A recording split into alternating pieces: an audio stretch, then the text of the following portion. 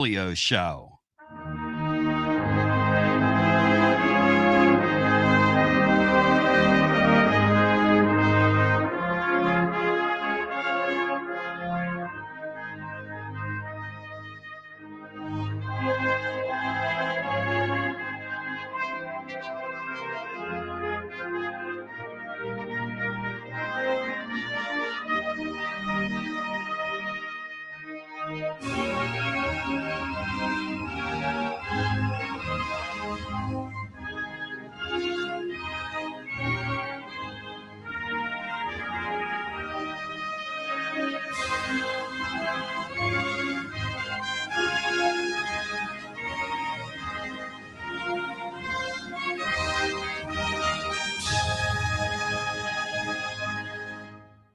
You found Radio Free Tennessee. Your Tony Basilio Show will begin momentarily.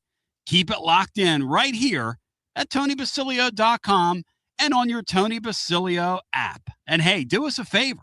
Spread the word.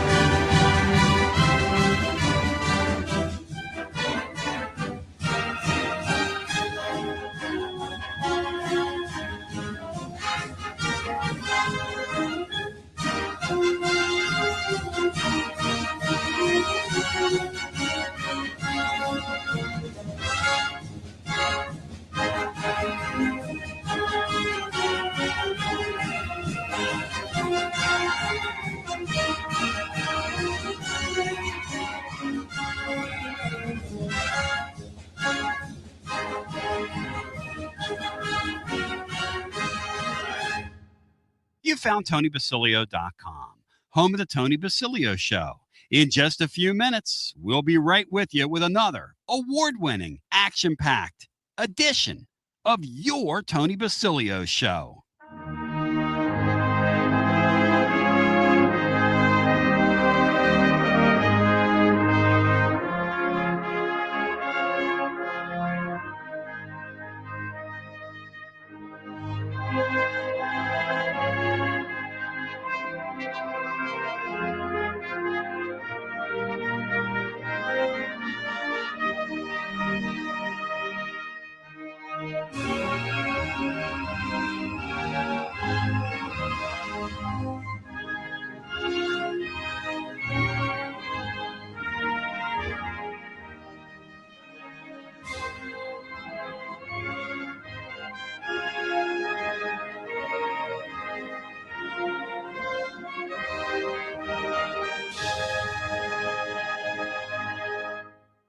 You found Radio Free Tennessee.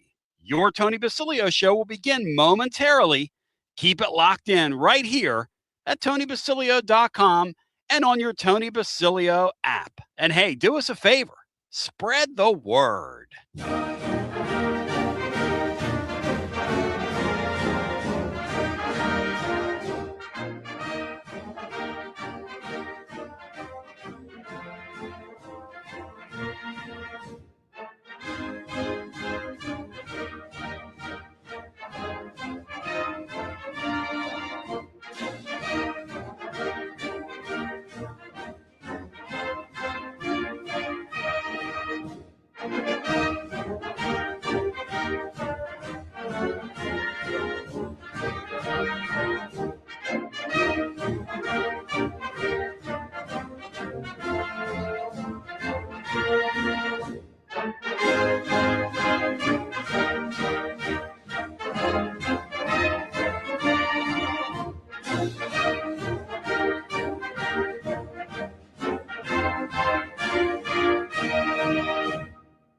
Another award-winning, thought-provoking, action-packed edition of the Tony Basilio Show is coming up next. Tips are always appreciated here at TonyBasilio.com, home of the Tony Basilio Show.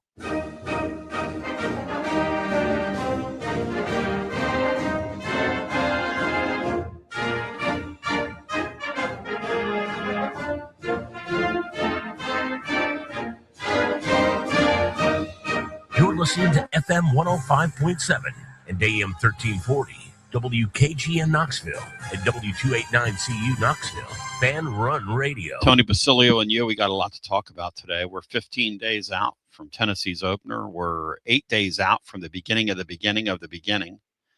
And today on the program, I'm fired up, folks, and prepared because today on the show, we got a lot to talk about. But Mike Hugan is not going to be here, which gives us a chance to drill down on the Vols, which is what I want to do.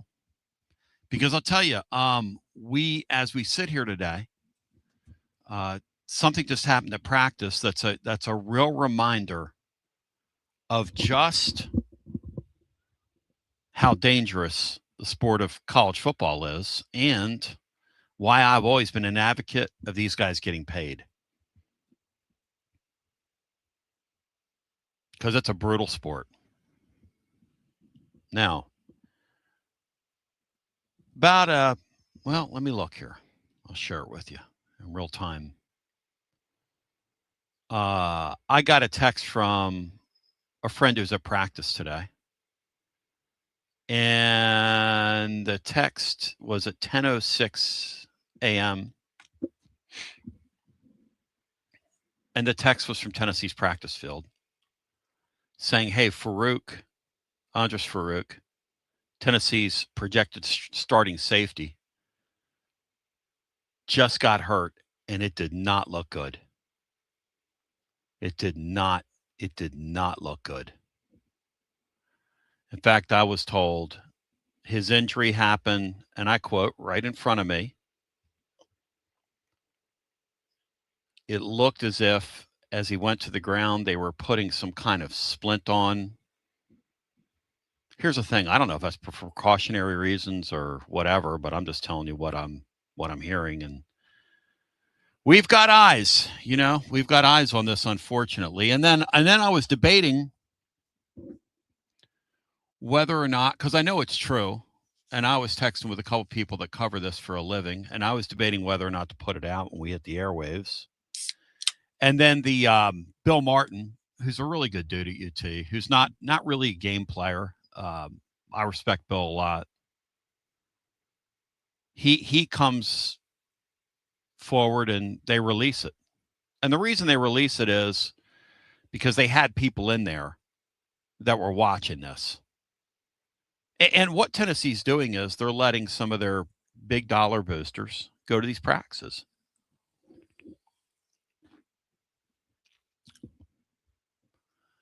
And some of their big dollar boosters, people that see it. And one of the things I got is it was pretty kind of nasty looking. It looked more than just like a football play when somebody goes down, and it's a tough break. That's a tough break 2 weeks out. And, you kind of look around. Penn State transfer DeJuan Lane probably moves into his spot. That's a bad deal for the Vols. Now, today on the show, what I want to talk about with you is really, it's really twofold. So, we have a couple of key scrimmages. So yesterday, Adam Sparks was on the show, and it was great, Adam Sparks is on the show yesterday, and prayers up for this Farouk guy. Again, I say this. I always said down through the years, I was always consistent. Back in the old days, people say, well, so-and-so got paid, blah, blah. I'm like, football player? Oh, I'm glad they got paid. First of all the big buildings in athletics were built off the backs of those guys. Secondly, several of those guys from college football carry injuries that will affect them for the rest of their days they're drawing breath. So a college football player at the Division I level gets nothing but love from me. And I don't care if you're the 105th, if we have that many players, on Tennessee's roster, or player number one.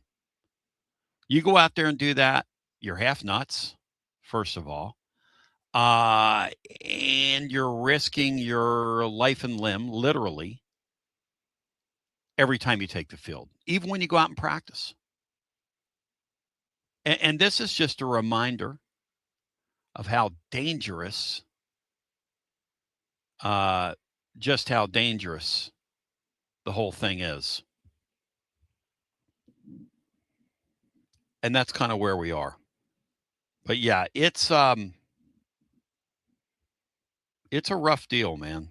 It certainly is a rough deal. But here's what I want to talk to you about today. And we're going to kick it around because the bottom line is that all politics are local. I'm not here to bore anybody. And you want to talk about the quarterback situation. And you also want to talk about the Vols. And so today we're going to engage for a couple of hours, engage with each other, and really get to the bottom of this. Shout out Tom Guffon, Taylor Guffon, Guffon Moving and Storage. Shout them out. Shout it out loud. Shout it out loud. Kiss Alive. Kiss Alive too.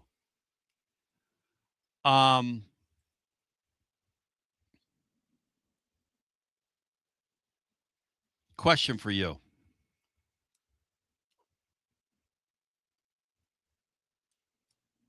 And Brian came up with this one, and then I've got the other one.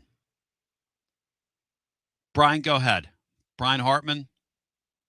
Brian Go Bra. Welcome in, Brian Go Bra. How you doing, buddy? Hey, just want to get well wishes to Farouk, and I know that's brutal. Awful. You don't need to lose one of what you're counting on the back of your defense. You don't want to be a man down there for sure. No doubt. And hopefully he gets better. But I just wanted to ask, with no Florida, no Georgia, what game are you looking forward to the most this year and why?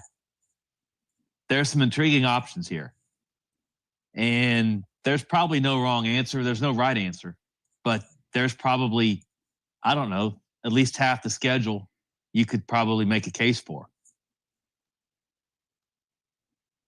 What game are you looking forward to the most? The most. And why? The most.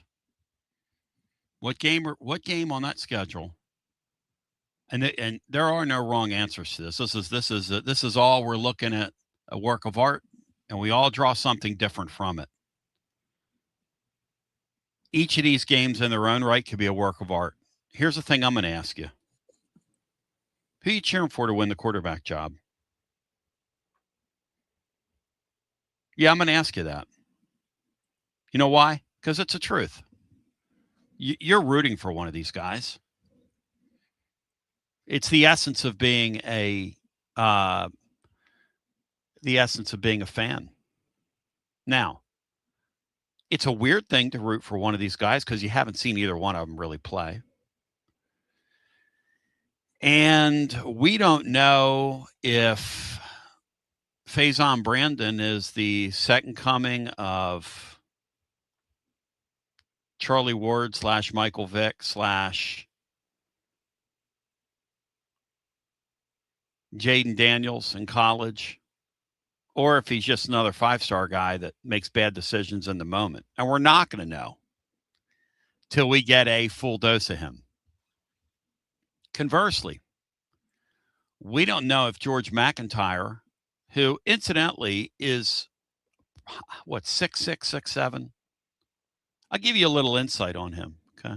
He's so tall that when Peyton Manning was first around him, this is according to some family, people close to Georgie's family,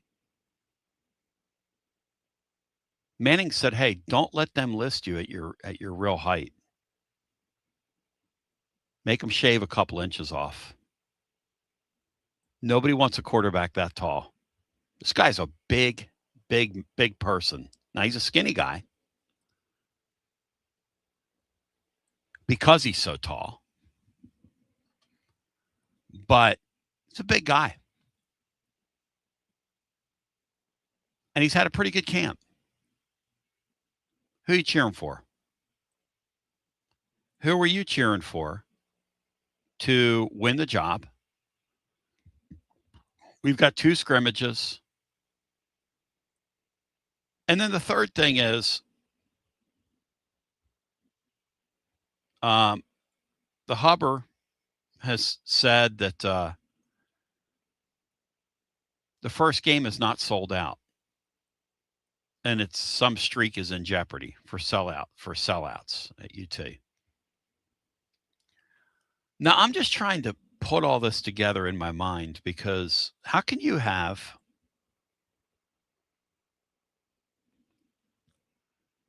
and I say this with all due respect to everybody involved, how could you have a waiting list? How can you have a waiting list of 31,000 people and your season celebration home opener is not sold out 15 days before and that's the Hubber, not me. I didn't say it.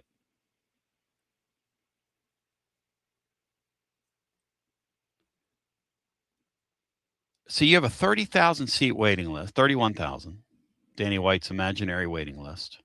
You know what the waiting list does? When you call in and say, hey, are season tickets available? They take your name and put you on they take your email and they put that on the waiting list. That's what that is. You know what the Packers waiting list does? They take money from you and they put you on the waiting list. And it's actually a real waiting list, the Packers waiting list. Oh, don't let Danny White hear they take money from you. Do you think the Packers, well, Danny White couldn't take money from people on their waiting list because it's imaginary. It's fictitious. And look, Danny White does a lot of good things. On the financial end, no question. You get no argument from me. And he's done some really good things internally. I'm not a big fan of his management style, but he doesn't manage me. I don't care. He doesn't talk to his coaches. It's weird. He's a weird guy, but if you call them up right now, this is why it's not a waiting list. If you call them up right now and you say, hey, I'm willing to give you XYZ, you'll go right to the front of the line. That's not a waiting list. It's not a waiting list. That's you pretending there's a waiting list. The Packers do this thing where I talked to somebody down at Calhoun's last year, heard me talking about this, and he showed me. He said, my parents in 1978 got me on the waiting list, bought it for me for like a birthday present or some crazy thing. He said, and then it cycled out. I had to wait, he said, 21 years. And then they called me and said, hey, your name's come up. That's a waiting list. That's a waiting list. Let me ask you something. You think the Green Bay Packers season opener has tickets available for it? Now, Danny White tells us that our tickets are all sold out this year. Hubbard's saying that it's not sold out the first game of the year. So I'm just asking here as a casual observer of all this, which is sort of my role in this market, just kind of a casual observer. Which is it? Which is it? Are we sold out with a 31,000 seat waiting list, or are tickets available for the first game and we're risking our sellout streak? I'm just kind of I'm just kind of wondering. I'm just kind of wondering, because those two things aren't congruent. Tennessee's announcing sold out. All season tickets are sold out. But the first game's not sold out. Does that make any sense to anybody? Now I want you to, because here's what these people are counting on. They're counting on you not thinking. And then they can play the game with you and create a false sense of, hey, somebody calls me and they want to advertise on the show. And I say, hey, you know what? I'm sorry, but show's all sold out.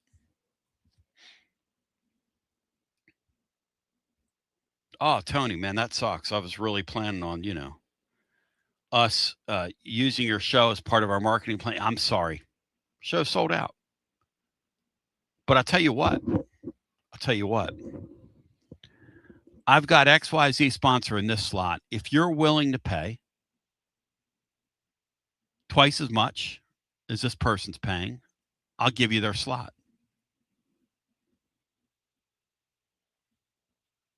Now, is that a waiting list? Like I might have a waiting list, right? All these people that have inquired. Do I have a waiting list or am I playing a game? You tell me. So for those just joining, we had eyes on the prize this morning, and Endris Farouk, who's a pretty good ball player, safety for the Vols, who is having a very good run, projected to be a starter, highly liked by our new defensive staff, suffered an injury today in practice, and suffered the injury right in front of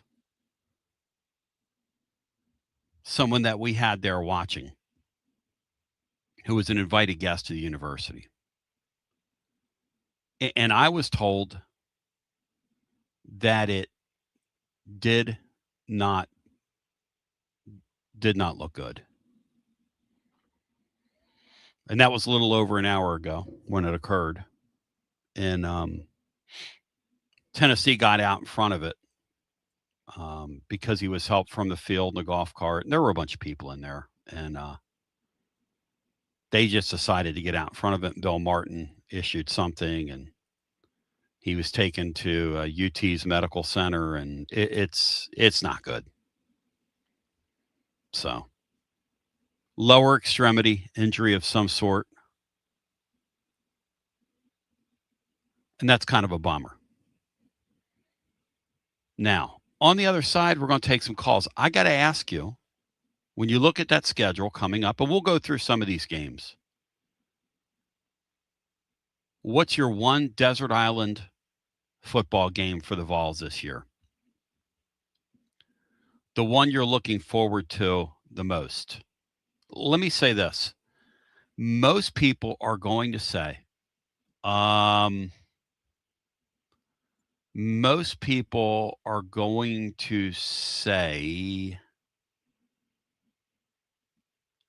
the Texas game. It's not mine. Texas game's not mine. That's cool. If Texas is your answer and you can give me a reason why, that's cool. But the Texas game is not mine. And as Brian said, it's a weird thing to think about. A non-COVID season where neither Georgia nor Alabama or neither Georgia nor Florida appear on your schedule. Yet you're playing 9 conference games. It's quite a feat. When is the last time neither Georgia nor Florida were on Tennessee's schedule? 1987. Thank you. I was thinking you'd have to go back 40 years for that, because I distinctly remember in 88 going to Georgia, and then we picked them up a short time later after they rotated on, and they used to rotate on and rotate off. But our number is 865-200-5402. If you want to get in hunting in the mix with us, and we want to kick it around with you. Second question. Who, and you're allowed to say this out loud, okay? Nobody's gonna snap at you. Who are you cheering for to win the quarterback job? We can talk. We're in a barbershop here, you know. You're in my living room, Sonny Hill. In the living room. You know what I mean? We can kind of. It's all right. By the way, we're playing live music tonight. Calhoun's on the river. It's going to be unbelievable. It's going to be outstanding. Lance Lauren, myself, got together the other night. We went over like 7 songs that we've sort of added to our set list. We sat there for about 2.5, 3 hours and banged some stuff out. Some new stuff, some older stuff, some in-between stuff. A couple of like songs that are on the radio right now that are kind of fun. But yeah, looking forward to that. So tonight, and then on Sunday, we're going to be live out at the marina in Lenoir City. So that's going to be outstanding. But what I want to do today is just kick it around with you. I kid and talk about how, the shows, we don't take. Hey, listen, let me tell you something. The strength of what we do here is in us, all kidding aside. Now, some of you over on YouTube literally need an enema. You need somebody to grab your keyboard and give you an enema, some of you. But I love you anyway. Shout out to some of our favorite callers. Who you cheering for to win the quarterback job? Who you got? What is your favorite game that you're most anticipating on this year's schedule? No Florida, no Georgia. A stacked, jacked, and packed home schedule and an intriguing road schedule. And Tennessee's going to face it with an inexperienced quarterback, and it's going to be divine. It's going to be really interesting. It's going to be a lot of fun to watch. And I, for one, I'm down, as they say in the trade. So let's come back. I want to hear from you after this short timeout, Chuck Woolery, 2-2. And then we'll come back and make a love connection. Life never stops moving. And between the 30-minute commutes, daycare pickups, weekly soccer practice, Tuesday night yoga, X number of coffee runs, and that weekend trip to grandma's, you're racking up the miles. What you need is a tire that can keep up. A tire designed for doers. A tire that's going to last. Like the exceptionally long-lasting Michelin Defender tire. With an 80,000-mile warranty and the safety and comfort you expect, you can forget all about the miles ahead and focus on getting to your destination or conquering your to-do list. Fleet Tire, I-275 exit 1B at East Woodland Avenue in Knoxville. That's Fleet Tire, I-275 exit 1B at East Woodland Avenue in Knoxville. Fleet Tire. Vols fans, this is linebacker Jaden Perlotti. When my family and friends need Tennessee gear, I tell them every time, Alumni Hall has it all. With 7 stores in Tennessee, you get the best selection of Vol gear anywhere. Adidas, Peter Millar, Yeti, Owala, No Rivals, tailgate gear, and more. Shop in store, online, or download the Alumni Hall app. Whether you need to blitz or throw a touchdown, Alumni Hall will help you win. Alumni Hall, your ultimate Vol shopping experience. And tell them Jaden sent you.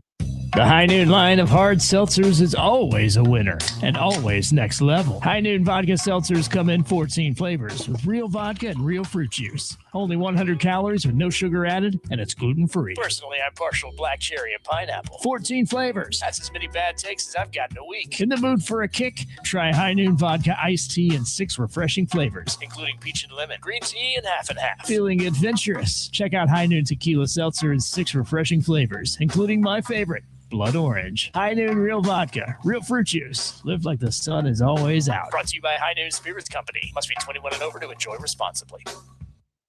It's the hottest post-game show on the planet. Garza Law. 5th quarter fan reaction. Fan reaction. As soon as the final gun sounds, we're live.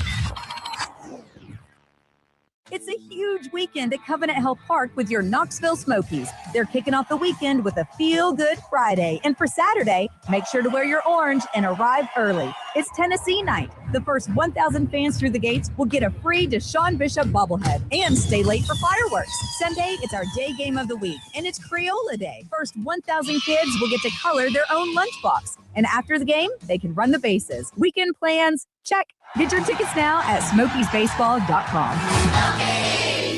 With Gary Sturm. He's with Mortgage Investors Group, making our community a better place every day. Gary, you've been at it 32 years, man. Yes, Tony, I've been at Mortgage Investors Group for 32 years. We've known each other since, back in the 80s, right?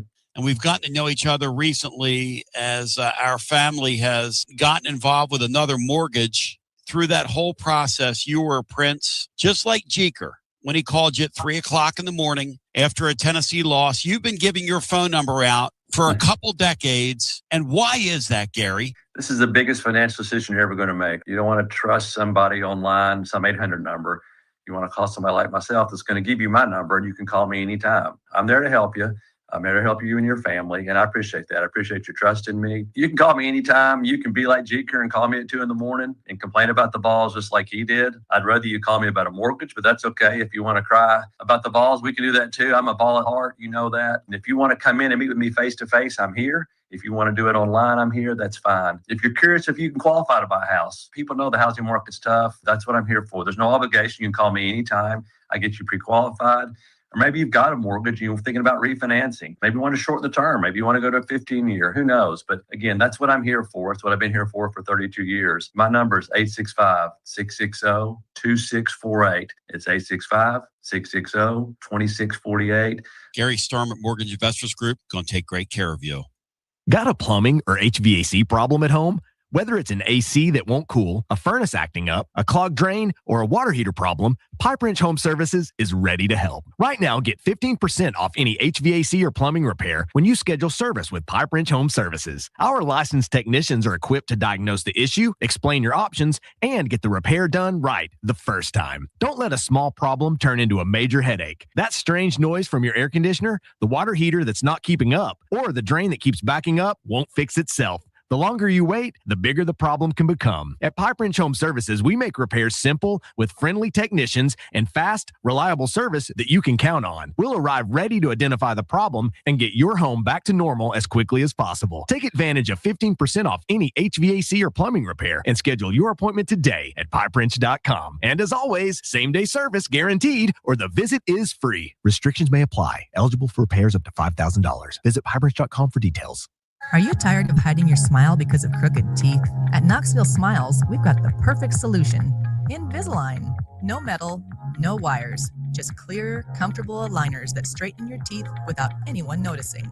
Eat what you want, smile with confidence, and see results in as little as 6 months. Call us today for more information about Invisalign, 865-539-1776. Or just visit us online at knoxvillesmiles.com. Smile brighter with Knoxville Smiles. Inward Half is committed to the game and the memorable moments that happen in between.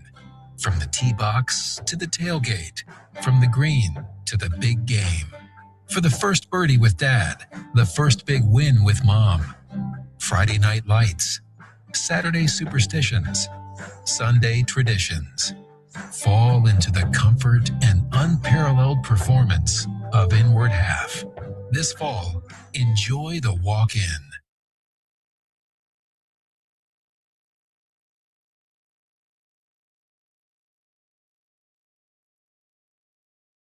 TB back with you, 865-200-5402. Those of you that were watching our video saw our high noon hotline and overtime that we're bragging about. Maybe we'll do one today. But we are going to go to the high noon phone lines here and get as many people on as humanly possible. But the Farouk injury, I was just talking to one of the people that was standing right there. And one of the things I was told was that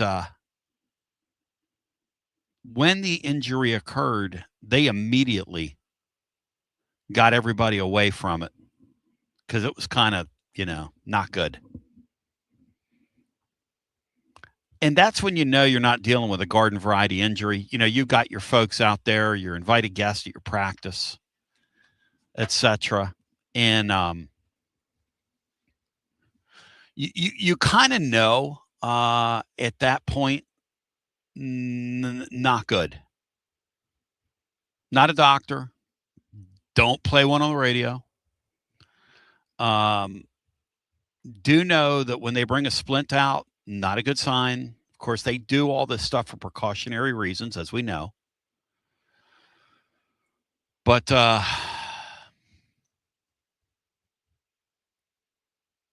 was told that Jim Knowles was kind of right there when it happened.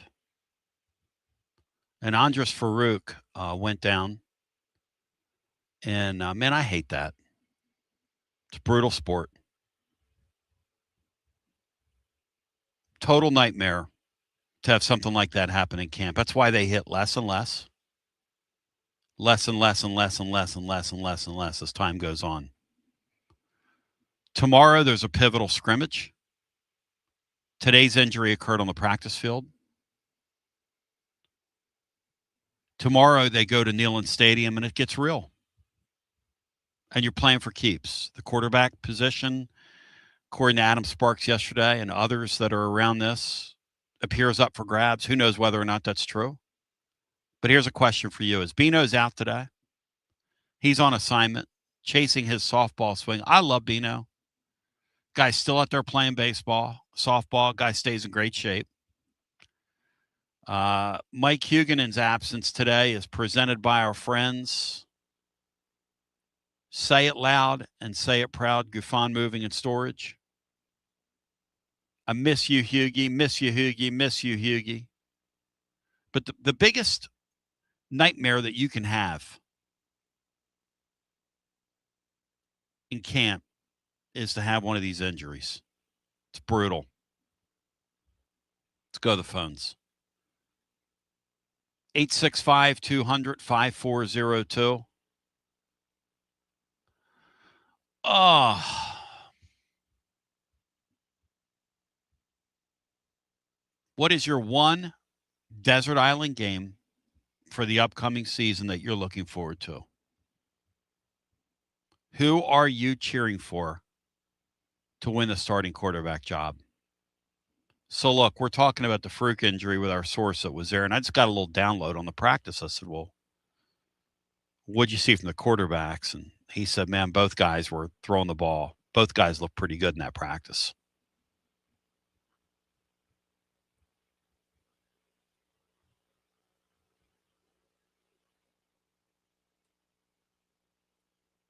How about that noise?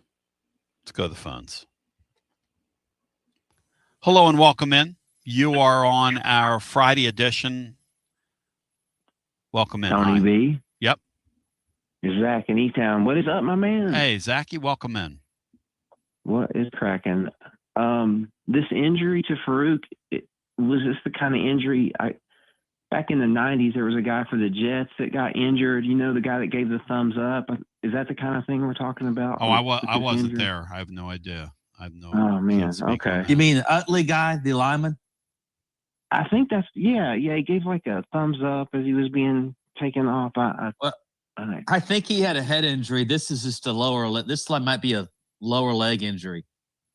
Oh, okay. Yeah, that can be tough.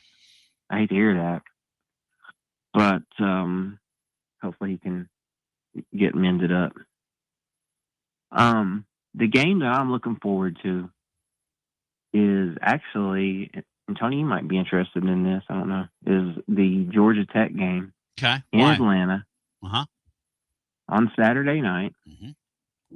The Phillies are also in town against my Braves, so that'll be an interesting game. And I'd love to go to that one. I think it's going to pretend it's going to tell us a lot about what to expect for the season, because that's for real. It's not like in a neutral site. It's in kind of a.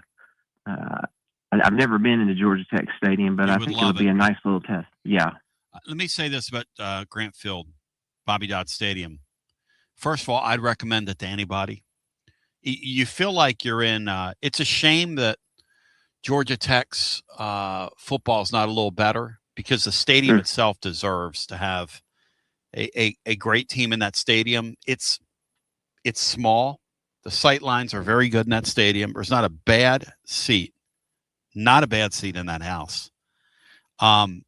You can feel the history in that place. The Ramble and Wreck thing when they drive it out on the field is very cool. They've got great traditions. It's a really, really great place to see a college football game. I echo your sentiments. Look, the new AD there is a guy that came from here, and he did a Danny White kind of thing with their fan base, and he said, look, I'm going to let you people vote, and you tell me, he had just gotten there, I'm going to let you people vote. You tell me what you want to do. But if we keep the game here, we're going to still make the same amount of money we would have made from the Georgia Dome. So we're going to jack jack the prices up. Yep. For you, and you're going to pay extra to get in here, but you're going to get a better experience if we keep it here. In a lot of ways, I kind of respect his game in doing that. It's better than playing in those antiseptic, or I'm not sure if that's the right word. These cold, personality, void of personality, games at at the Titan Stadium. So I totally agree. I was excited, and yeah, I really admire having these home and home games, and like I said, it's not a conference game, but I feel like Georgia Tech might be a decent team, and they'll, at least the environment will be a nice road test for our quarterback as far as dealing with noise.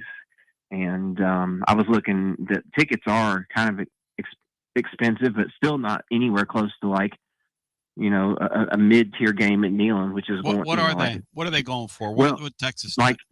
You can get in. Tech. I was just on Vivid Seats. I believe I was looking at ESPN, and like you said, tickets as low as $178. So that means that is pretty high, because those are probably upper deck. So I'd say it's, if you want to get down in the good section, you're probably looking at about $300 a piece. I'm telling you, sitting upstairs in that place, even sitting upstairs in the end zone, is not a bad seat. There's not a bad seat in that place. It does not matter where you sit. The upstairs, it's just a very quaint little stadium. It's a quaint little place, is what it is. I'm guessing you've been there then, right? Yes. Yes, I've been there twice, and you can't go wrong with seeing a game there. You just can't. Okay. Well, we're going to watch the Tampa Rays, and we may stay for that game, so I'm not sure. And as far as quarterback, I mean, whoever's fastest out of the pocket and has the most foot speed. I don't know if that's Faison, the Georgie boy, but I'm for the fast guy. And thank you. I love running quarterbacks. Yep. Thank you. Yep. See you, partner. Thank you. I don't want white turkey quarterbacks in college football. Now, I'm not saying J-Mac's a white turkey quarterback is a guy that runs like me. One of my people I was just talking to a second ago, who was downloading me on that injury, said, Tony, that Staub guy looks like you out there. He comes up to about my clavicle. He said, I'm standing right next to him. He said, that dude looks like you. And I said, yeah, that's why that dude's not going to see the field. Because white turkeys like me shouldn't see the field. Look, if you're going to be a white quarterback in college football, I need you to be a long strider and be able to move a little bit. You got to be able to move, man. Now, Brian Hartman, do you find using the term white turkey to be politically incorrect? Do you find that to be a politically incorrect term before we go back to our phones? Well, I mean, you've got white turkey and you got white lightning. So we've got I want white lightning guys. Casey Clausen couldn't run much, but yet he was a good college quarterback. Yeah. Different era. I don't know if he's what you'd consider a white turkey, but no, different era. Casey Clausen, different era. Now quarterbacks have to be able to move. It's just the way it is.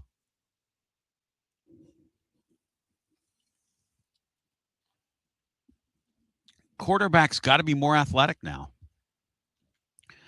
And in Heupel's system, one of the things, hear me out, okay? I'm not trying to trigger anybody, but one of the things about the artist formerly known as Joey Football is that he couldn't move.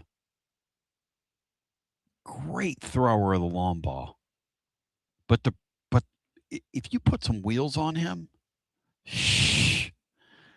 they would have fought like crazy to get him back. Go!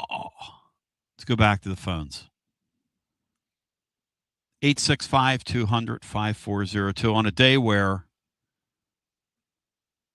Farouk's taken from Tennessee's practice field. We hope it's just nothing. Doesn't appear to be nothing. Not good. we've got a scrimmage tomorrow in Neyland Stadium. And my question for you is, who are you cheering for to win the job? Second question is, what is your desert island game of the year when you look down at that schedule? It can be a home game. It can be an away game. Zach choosing the Georgia Tech game, second game of the season down there. Should be pretty good weather. That little stadium is cool. I remember when the soccer team, the United, first got there and they played in that stadium, and it was really cool looking. Brian, you remember how cool looking that was? Some think they should have stayed in that stadium instead of going to the antiseptic dome. I didn't have the opportunity to see a United game on TV there. I saw some when they were beautiful. Moved, but they were beautiful. And they were drawing huge crowds because it's a quaint place, and they were selling it out. But it's quaint compared to Neyland Stadium. Let's put it that way. Hello and welcome in. You are next up on a Friday. If you want to get in, 865-200-5402. You drive today's show, presented by our friends at Gufon Moving and Storage here in hour number 1. Hello, you're on the air. Hey, Tom, is my boy Bean coming, a 5'2" player now? Oh, yeah. The guy's got the speed. He doesn't have any power. He's got a little pop gun bat, but he can track him down in the outfield. He can play infield. He's got great reflexes, even to his age, and he also coaches. So I guess that's his fifth tool. Huh? His fifth tool. Yeah, he manages. Yeah, he kind of reminds me of and he gambles too. So he's really like a 45-year-old Pete Rose. Probably calls his bookie in between innings. Oh. Probably live bets those games while they're going on. Hey, boy, Billy! I'm on, baby. Hey, Tom, game of the year, man. I was torn between Auburn, matchup of the offensive minds, and Georgia Tech. But I think I'm going to go with the Buzz down in Atlanta, best city in the world. You know what I'm saying? I think that's going to be really a beautiful sight. You guys have snuck up on me here. Brian, I was not expecting Georgia Tech to be an answer here, but I love the fact that they've kept it on the venue, in that venue, because boy, Billy, if they play that thing in the dome, it's just another college football game. But because they're playing it in the home stadium, it makes the game feel like an event. It makes it feel like kind of a spectacle. That's what it's going to be there. Why they've been mentioning that game. Yeah, that's great. It's true. If it were in the dome, I don't think you'd hear a mention. It's well thought out. It really is. Todd, I want to try to add a little value to the listeners here, if I can, about that Georgia Tech game. Please. Guy just called in. He was talking about 170 a ticket. I did a little research, Tom. I took a little economic risk, bought me a handful of tickets. Georgia Tech still got them for sale on their website. You can buy, there's probably a couple hundred tickets still left. It ain't a sellout yet. They ain't lying to us, Tom. And tickets as low as 133. Or even, like 115 in the end zones, man. So that 170 price, but they're going to go once these Tennessee fans find out after this call. You know what I'm saying? I think at the end of the day, that it's a great value. You're exactly right. It's an awesome. If you can get into that game for a couple $100, trust me, there's not a bad seat in that place. You ever been in there, Billy? There's not a bad seat in it.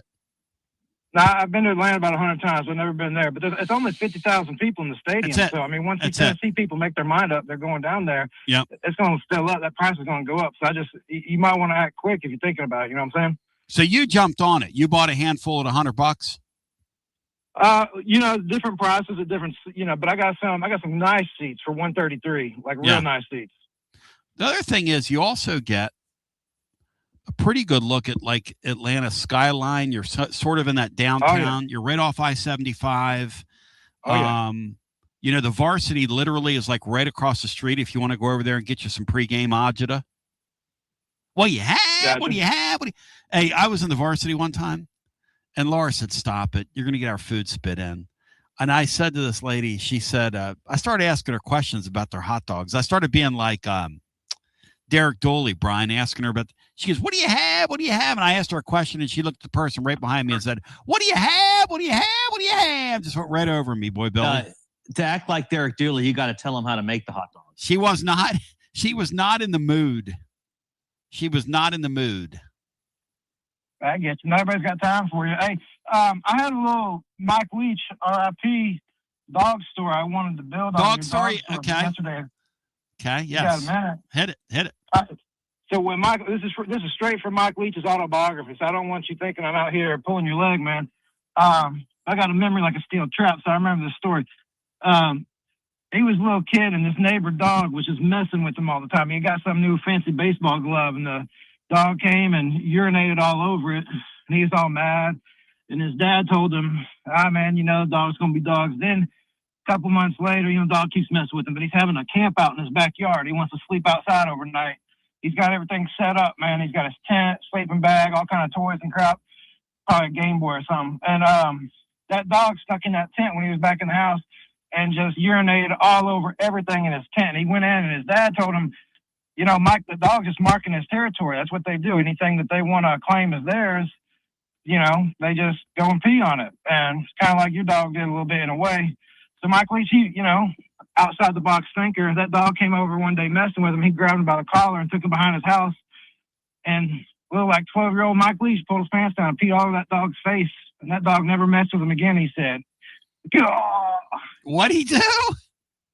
He pulled that dog behind his house and he peed all over the dog's face. No, he didn't. Look it up in the autobiography. I'm not making up. That's why I prefaced it with, you ain't going to believe me. It's in the autobiography. Go buy the book. You're a student of the game. Do your research, Tom. Boy, Billy, what'd you think of my story of how my dog unloaded on me? I kind of like it, man. And I love my dog. I don't blame my dog. My dog was like, look, you disappeared for 5 weeks, dude. I'm sorry. Yeah. I'm unloading on you. You scared me. I thought you were never coming back. Food man went away, man. What did you do with the dog when you was gone that long? What'd I do? What? What'd you do with the dog when it was gone that long? That's my question. Oh no, my lovely bride was here for and then we had somebody here that was that stayed on premise. Oh, okay. Well, dog, yeah, I don't know. Dog sounds like it's feisty to me, man. I kind of like it. I dig it. Love you. Thanks. Mike Leach is a nut job, and I have time for him. 865-200-5402 if you want to get in the hunt and in the mix with us. And in the mix and in the hunt with us, the Farouk thing was, Endris Farouk was injured. I'm just repeating this for people that continue to join. Tennessee's projected starting safety injured today in practice, and it did not look good. To the person that just called, please call back. I had to catch you when you call. It's a long story. There, I caught you. So 865-200-5402. All lines are jammed.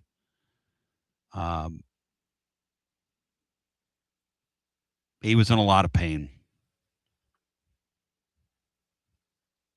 Not good. Not good. We'll go to the phones. So a couple votes for the Georgia Tech game being the game on the schedule. The Desert Island game so far. What's your Desert Island game? Who you cheering for to win the starting quarterback job? Hello, welcome in. You're on the air. Hey, Tony, it's Nathan in Andersonville. How's everybody doing? Nathan, good to talk to you, my friend. Great to hear your voice. Yeah, it's been a while, Tony. Thank you, brother. Well, I'm sorry to hear about Farouk. I hope he's at least able to get back by midway point of the season, but from the way you're talking, it don't sound real good. So at least we got Lane and Metcalf. Hopefully we don't have another injury at safety.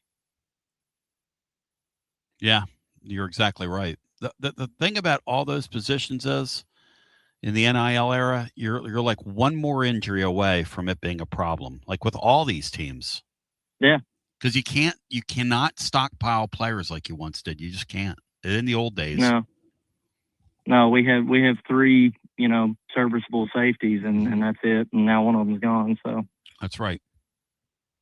Well, it doesn't surprise me that people are picking the Georgia Tech game as the kind of Desert Island game. I love the home and homes.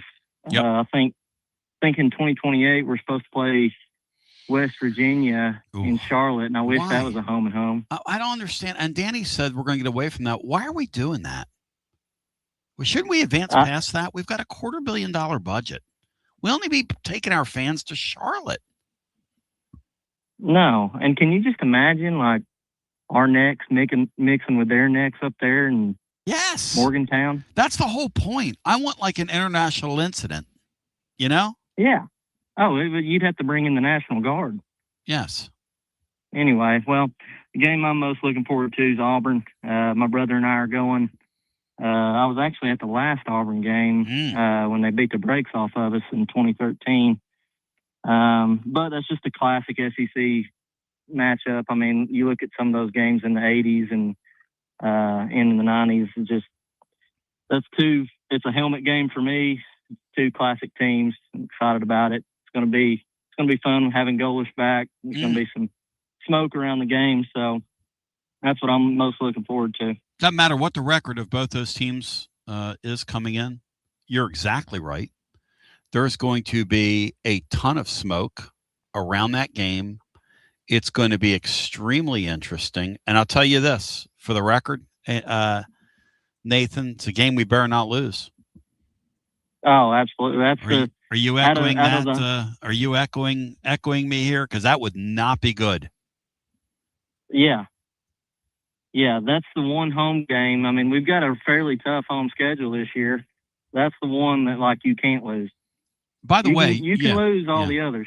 Are you speaking of the Nick Marshall game where the converted safety went out there who ended up winning a national championship, ran all over us? Is that the game you're talking of? Yeah. Yep, that one. I stood up in the nosebleed and froze my butt off. I was at the Cadillac Williams Ronnie Brown affair that happened on a Saturday night with the great Ben Zorio, and they destroyed us and that ran away from us in the second half. I think that was Brian. Was that the first losing season for Fulmer? Is that when that was? Was that 04? That was that was the year Tennessee before. Had a good year that year. That was 04. When they had the freshman quarterbacks. That's right. The two freshman quarterbacks. It was Texas 04. A&M in the bowl game. You're right. They played Auburn again in the championship game and got beat down there. That's right. Closer game. That's right. But that was a great team. The Ronnie Brown, Cadillac Anderson. Tennessee was involved with one of those guys in recruiting. I want to say. Not Cadillac. What was Cadillac? Cadillac Williams. Ronnie Brown. And Cadillac. Ronnie Brown was. Yeah, both great players. You know, Tennessee's had trouble with Auburn. I think they've won one game against Auburn since '99. Woo! They've lost 7 out of 8, and they've lost the last whatever in their building. And by the way, the game in '98 down there when Gabe Gross, who was a center fielder for the Knoxville Smokies at the time, they played Tennessee off their feet. I believe Ellis had a interception return for a touchdown in that game, which kind of sealed or saved the game for the Vols. They played some crazy games against them down through the years. It was my favorite series. When I was a student on UT's campus, I loved the Auburn game. Loved it. Yeah, I agree. It's a classic SEC series, and they're a team that actually belongs in the SEC, unlike Texas or Missouri or, some of that crap. But you're exactly right. As far as quarterback battle goes, I don't know that I really care. I just want whoever's the best, whoever's going to give us the best chance to win. I'd like him to be. I hear that. I don't hear this a whole lot from people. I want a quarterback who's elusive. They say who can run. I want one who's able to feel pressure and get out of there. I mean, Hendon Hooker and Josh Dobbs did that with the best of them, and those are the two best quarterbacks we've had in the last 20 years. So that's who I want, somebody who's got some pocket presence and knows what's going on around them. It's a really good point.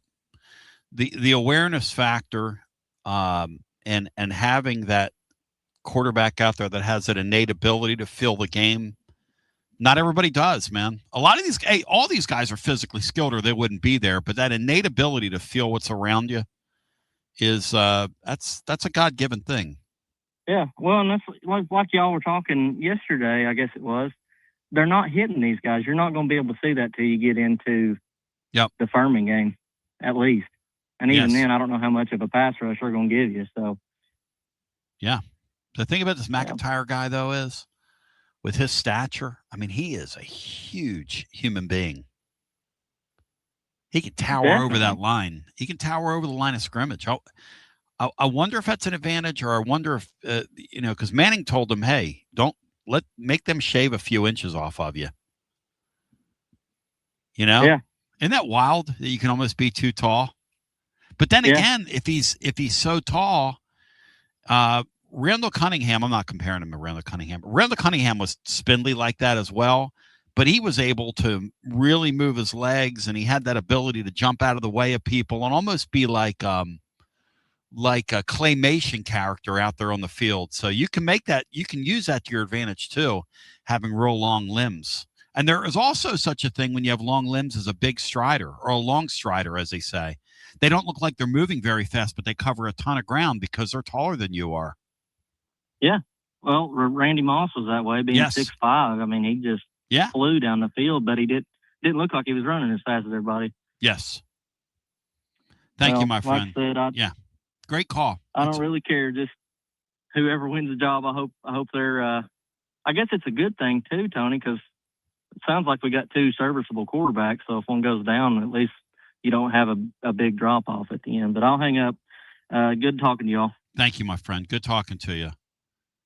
865-200-5402. People wondering about Farouk and how long. I'm not God and I'm not a doctor. I have no idea. I know from people that were there, and I just had somebody else text me that was there that said it did not, and I repeat, did not look good. Again, don't play doctor, not one on the air, don't know, have no idea. I know enough to know that when people talk like that, and when they shoo people away from an injury on the field that are there and say, get away, not good. And when then people tell me they're putting a splint on your leg, again, they could do that for precautionary reasons. It could be nothing. Just like when somebody falls, you see somebody hit their head on the ground and they, tape them to a backboard, which you should. They don't want you moving.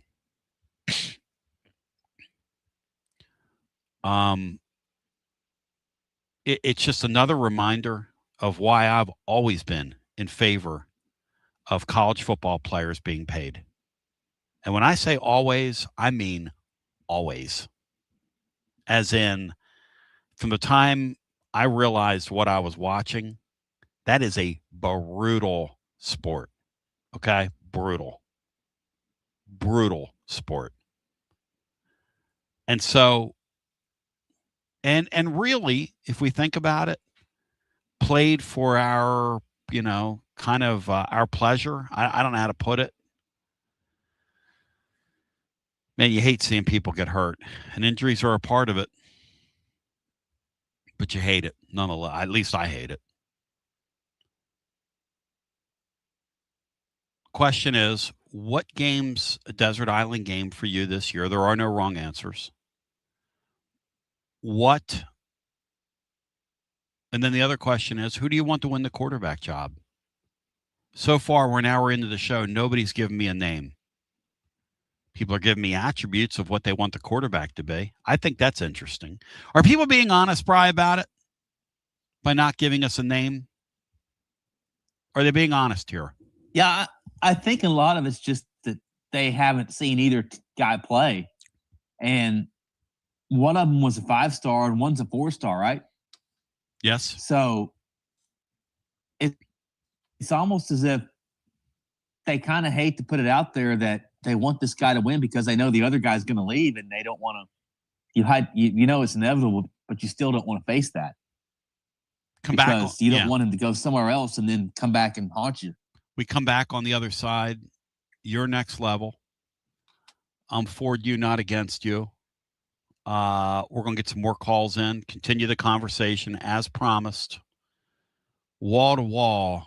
It's the you, the me, and the Bri. It's the one-on-one. It's the magic. It's the mystery. One line available at 865-200-5402. Playing some music tonight with my buddies down at Calhoun's on the river. If you're around, we get started at 7. We're setting up at 6. It's a nice 93 degree day to play some music, right, Bri? Nothing like that. Nice little. It won't be 93 your whole time out there. It'll cool down somewhat. Here's the thing about this weather. Eventually, you get acclimated to it.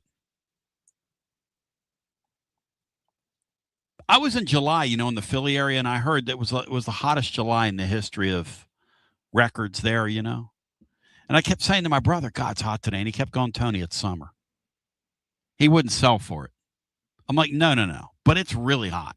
Yeah, but it's summer. Yeah, okay. So I went to these, there's a place there where some Mexicans cook chicken. I don't know how to put this, but it's like in a gas station parking lot. And they make chicken and they make ribs and they, and they kind of do it their way. It's like, it's pretty damn good. I'm not going to lie to you. Tastes like chicken fajitas or something almost. And they cook a whole chicken. And the guy's like on the grill. And I got out of the car one day and it was 109 degrees according to the thermometer on the car outside. And I got out of that car and I don't know how those people were standing by the grill. But this guy got this big hatchet. And I said, I want half a chicken. And he went, boom. And he, like, like a skid or something.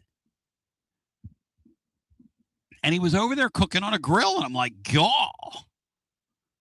And it was charcoal. He didn't even need to light up the grill to cook the chicken. He could have cooked it on the hood of my car.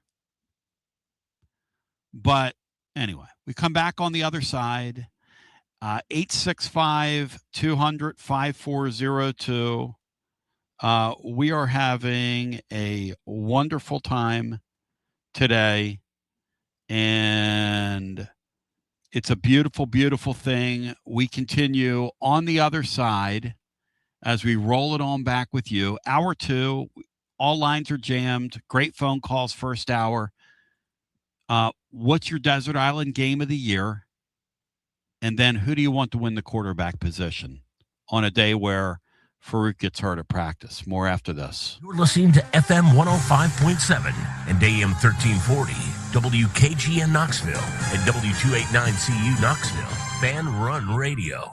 Tona B, inviting you to experience the Collins Insurance difference. And what's that? How about multiple top carriers that you can trust? Like Erie, they underwrite our entire Rainier studio and everything around it. Travelers, Hartford, Hanover, Progressive. We do what's right because we care. In today's technology-driven world, maintaining the human touch, Bruce Springsteen, is one of our main focuses. We deliver the best customer service humanly possible. We give you someone that you can actually call or sit in front of. Imagine that. No call centers here. Experience the Collins Insurance difference. Check them out at collinsinsuranceTN.com, and they're Mrs. B approved. Collins Insurance.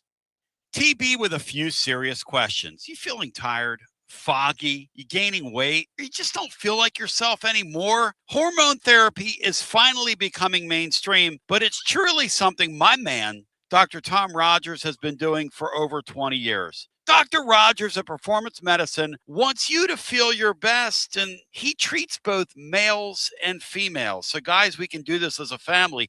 At Performance Medicine, hormone therapy is personalized to you. If you're dealing with hot flashes or mood swings or low energy, decreased libido, fatigue, muscle loss, stubborn weight gain, it might be time to find out what your body really needs. No shame in this game. You can do something about all the above. Performance Medicine offers customized hormone treatment plans based on comprehensive lab testing with options like pellets, creams, patches, oral medications, and injections. The goal is simple.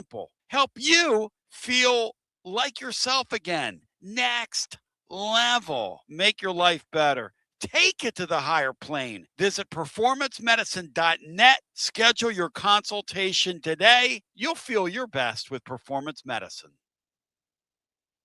Big news, Basilio family. Get ready because the 2026 Knoxville real estate market is officially shifting into high gear. All signs are pointing toward a record-breaking year, and the energy across East Tennessee is absolutely electric right now. Whether you've been dreaming of finding that next home, looking to capitalize on your current equity, or ready to dive into the investment world, the timing has never been better. Having a game plan is the key to winning in this fast-paced market, and I'm ready to help. Give me a call, Jennifer Morris, at 865-6 694-5904 or reach out at nextmovesmokymountains.com. That's nextmovesmokymountains.com, and go Vols. Basilio here with the great Chad Stockton of FC Alliance. And Chad, I can hear it in the background, brother. It's World Cup season, and you guys are in the middle of it. Talk to me.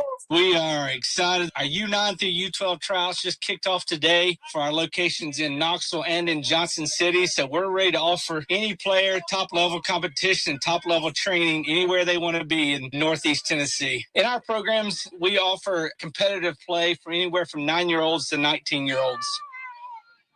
We've got two locations. Our location in Knoxville is kind of our home base, and our location up in Johnson City in the Tri-Cities area is our FC Alliance North. Both locations are growing tremendously, and we're excited about what the future holds here at both locations. Growing the beautiful game in the season of the World Cup. Chad Stockton, how can folks get more information? Go to our website, FC Alliance or FCAllianceNorth.org, and both locations we're happy to serve the beginning player or the more experienced player, because what we will promise is the top-level training and top-level leagues that we can play in for all of our players.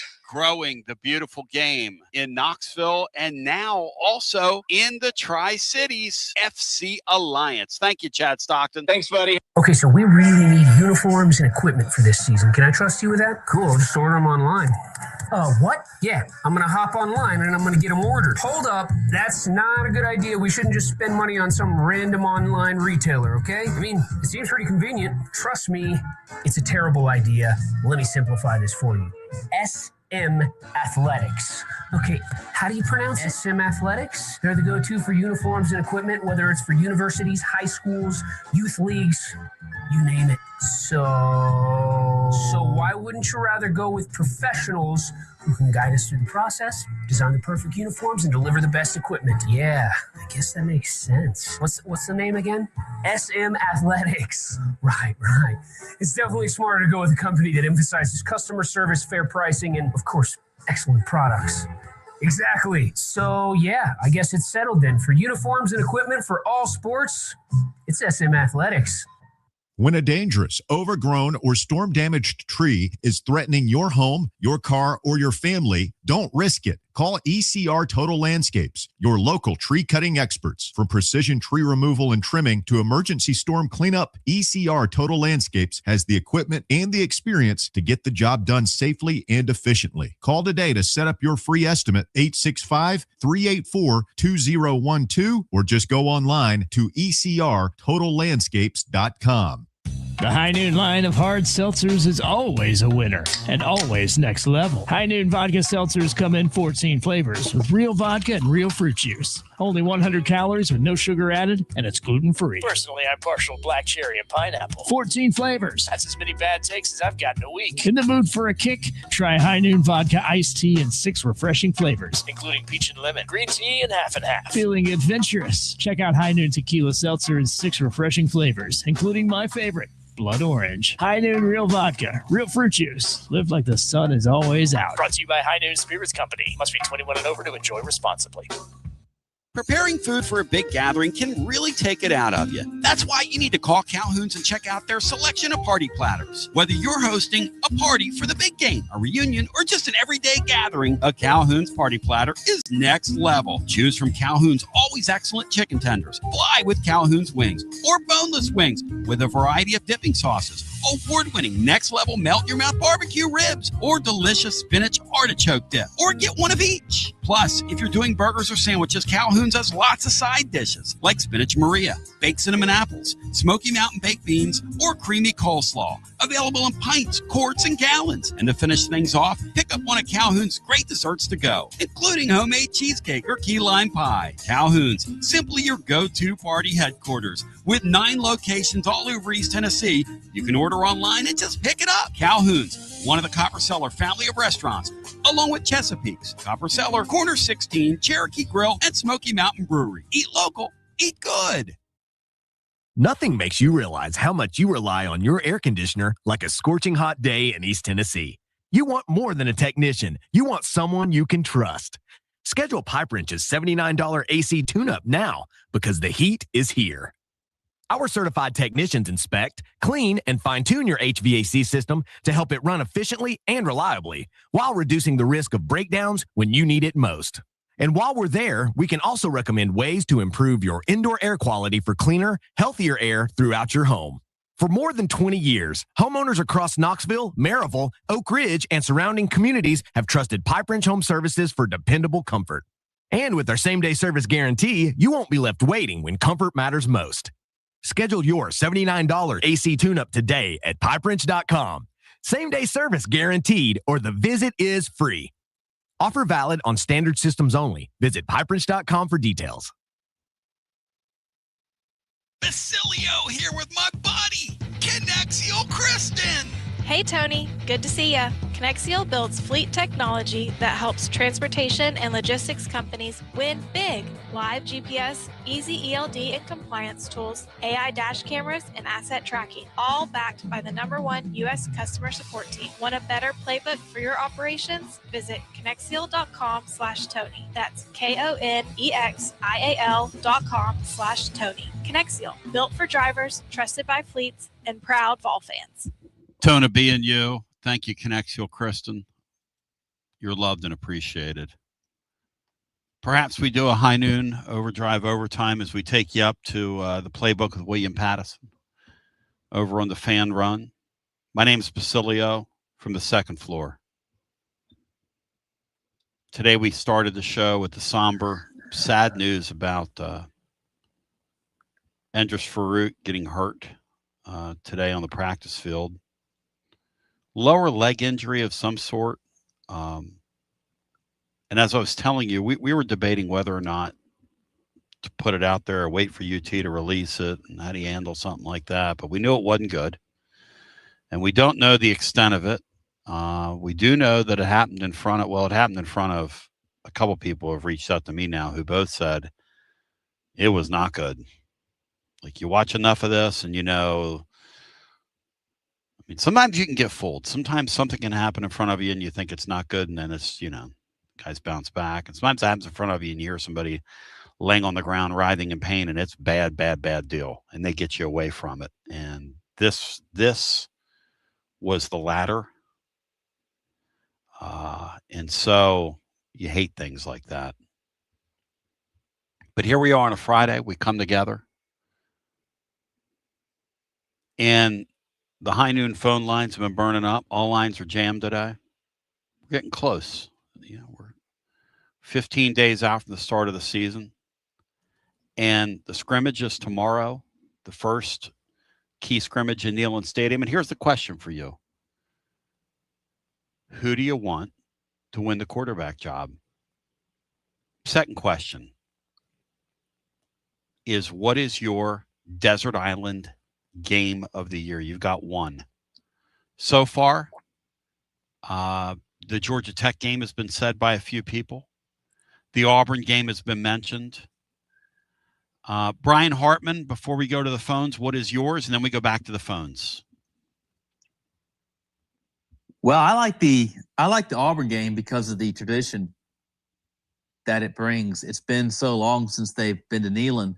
Yep. And it always was the biggest game of the schedule early on before it sort of let you know where you stood. Now, this Auburn game won't quite do that because Auburn has been where they've been, but I'm going to go with Auburn at home. I like playing it at home.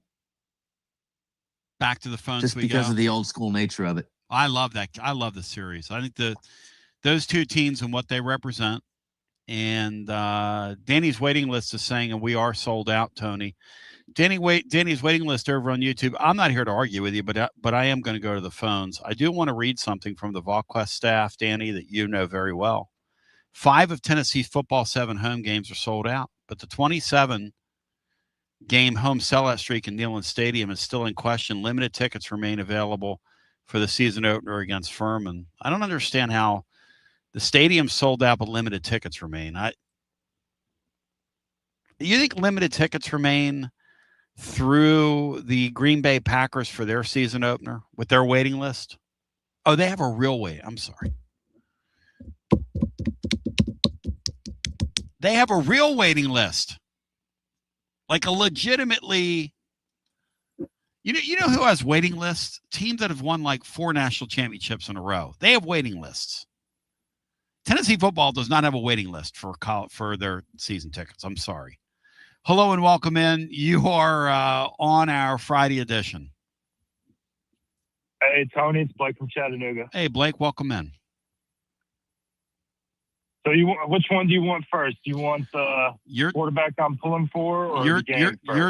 Your dime, your dance floor. All right, I'm going to give you a name this time here, Tony. I will pull for either one that wins the job because they're playing for the Tennessee Vols. I don't go against any Tennessee Vol, but I have a preference, and it is Faison Brandon. Just because I think he does have a higher ceiling because of his physical stature and his athletic ability to run with the ball. I like his athleticism. I think Heupel's offense would benefit a lot from that type of quarterback. And I just want to see what he could do with them because, I mean, we've seen what Heupel can do with just about any type of quarterback you can think of. We've had Hendon Hooker, who was really good. We've had Joe Milton, who was good at times, not so good at times. Joey Aguilar, who I thought did a great job for what it was.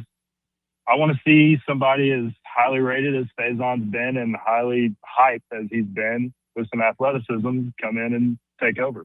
And I would hate to see him leave if it looks like McIntyre is going to be the future, because I think you need to start who you see standing next to David Gabriel George next year as well. Somebody with the courage to say it out loud. How about Blake in Chattanooga, ladies and gentlemen? Somebody with the courage to say out loud what several people are thinking and don't want to say out loud. And that is and those are all valid points. What you just said are all valid points. What's your Desert Island game, Blake, in Chattanooga? I'm going to be at all the home games, and as excited as I am for each and every one of them, the one that I am overly excited about is the LSU game when Lane Kiffin brings it on back to Knoxville. That crowd is going to erupt. It's going to be rocking. People are going to get arrested. Things might go flying toward Lane Kiffin's general direction. You never know. It's happened before. I'm excited to be there. I could be fired up, focused, and prepared as well for that one. Josh Heupel with Oak golf balls a few weeks ago. And how about Heupel ratcheting up the mood? I wonder if he backs down off of that when we get closer, or if he continues to say, hey, we need that thing to be as hostile as humanly possible. And remember, and we don't know what this is going to mean by the time we get to the game, but Lane Kiffin, in his obnoxious way, which I loved when he was here, by the way, flew to Knoxville and met Leavitt here and took him back to LSU with him. Right? Let's add to the intrigue of that thing. Or he would have been Tennessee's quarterback this year. Now, by then we might be saying, hey, we already have our quarterback of the future, all's forgiven, or both of our guys could stink. And we could be like triple pissed off about it. You know what I mean, Blake? Yeah, that's definitely a possibility because we have two guys that haven't really seen meaningful college playing time, and Faison's just now getting here. So we're kids. Who knows? You know, and you never know with kids. And by the way, kids are going to also hit rough stretches. We know that. Yeah, they're young. They're going to do stupid things. They're going to throw balls that we look at in the stands or on television and go, what are you looking at? Well, the whole concept there was to disguise and get the quarterback to see something that's not there. So that's what the coordinators get paid to do. And I fully expect that. I don't need Faison to be perfect this year. That's just not realistic. I just want to see him go out there, progress throughout the year, and show he belongs on the football field. And that way next year he's got a year under his belt, a year of starting under his belt, not just a year of sitting the bench. And we can really see what he's got, because I think next year is going to be the big jump for him. Sam, you're the man. Always good talking to you. What's our weather like today in beautiful Chattanooga? Oh, it's great. Great. Sunny, warm, not too hot just yet. I'm sure it'll be hot later on, but it feels good. It's been raining a lot here in Chattanooga lately. I'm glad that there's no rain today. Sam, you're the man. Thank you. I'll see. Take care. 865-200-5402. And by the way, Brian, have you noticed that Heupel has shrunk a little bit as we ship floors? Alan is opining. Shrunk? Yeah, like he's kind of he's gotten slim and trim all of a sudden. Oh, that's good. Mm-hmm.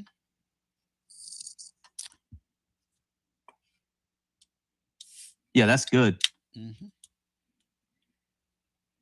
Hello and welcome into our next call. You are on our Friday edition. The High Noon Hotline is in overdrive. Hey, Tony, this is Luke. Hey, Luke, great to talk to you, man. Hey, I'm glad you had a good time in Philadelphia. I wanted to call, but I never did get a call. And so after we talk about sports, I want you to give me 3 things that we need to see in Philadelphia that we don't know about. You know, we know about Betsy Ross and Independence Hall. Yes. But 3 things that we need to see, and maybe something that you haven't seen in Philadelphia. You're the man. You got Christ Church, Museum of American Jewish History. God, Lookie's got his almanac out. Yeah. Well, my brother bought this guide to Philadelphia. It's a 1985, 1986 edition. Fromers. Mm-hmm. Nice for you, Little man. pocket book. Yep. Okay. I'm going to tell you who it is. It's going to be the kid against the sophomore. Now, really, he's not a freshman. They call him a red shirt freshman, but he's a sophomore. He's in his 2nd year. Okay. McIntyre, he throws a better pass. He throws a softer pass, a more catchable pass, and a more accurate pass. And he's a veteran. I mean, he's got a good head on his shoulder, good brain. Mm-hmm. We know that. So, and that don't mean I'm not against the kid, though. There's a kid, I can wait on the kid to get better, you know, because we know he can run the ball. But McIntyre's got some good halfbacks that can run the ball. He don't need to run the ball all the time. That's for the halfbacks. So that's what they're there for. That's why I'm for McIntyre. I hope he gets it. He's taller. He can look over the defense and pick out. He can see better. He can see the receivers better because he's taller. So I'm for McIntyre, but that don't mean if the kid comes around, the schedule's going to be so hard this year, you know, with the nine games, that I hate to see a freshman. And I want to win that game again. And my team that I want them to beat is Texas. That's the first game that we're going to be the underdog. And that's the game that I want to win, the Texas game. And I think McIntyre gives us a better chance. How about that, Brian? Look, he's out there with McIntyre. And what, look, you told me again, what class do you list McIntyre as? Even though he's sophomore. He's in his 2nd year. Yeah, he's 2nd year. He was there last year. Brian, so do you agree with that? Do you agree with that, Brian? I like how he invoked the term halfback. That's for the runners. You're not McIntyre, but the runners.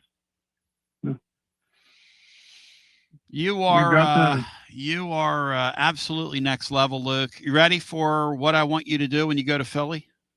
Yes, sir. The Hines Wildlife Refuge, this time of the year, is phenomenal. That's outside the city. But what is it? John Hines Wildlife Rescue. Hines. Yeah. Another thing you need to do is you need to go to Rittenhouse Square and just enjoy a fall day there in Rittenhouse Square. That's about 4 or 5 blocks from University of Pennsylvania's campus. And what you'll find there is an Italian restaurant called Giuseppe and Sons, which will blow you away. That's a type of place you take the lovely Miss Luke there, and they come in and they ask you how much cheese you want on your sketty or whatever you order from them, and they grate it for you. Okay. And it's a good thing that I don't bring my brother Steve to that restaurant, because the guy's arm would literally cramp up because he would never tell him to stop. But they tell you when to say when. That's a beautiful, beautiful spot. And then the third thing that I would encourage you to do is take it. You guys are in great shape. Try the bike trail by the Delaware River. It starts on Washington Avenue, and it runs all the way through. And it's just it's a great way to see the city. Okay. And so what's in Queens Village? What's that all about? Queens Village, you got me, brah. I haven't been there in 40 years. I'm sure it looks different than it did when I was there. How about the Philadelphia Academy of Fine Arts? Now, that's phenomenal. Obviously, me being a music person, the Academy of Fine Arts is near and dear to my heart.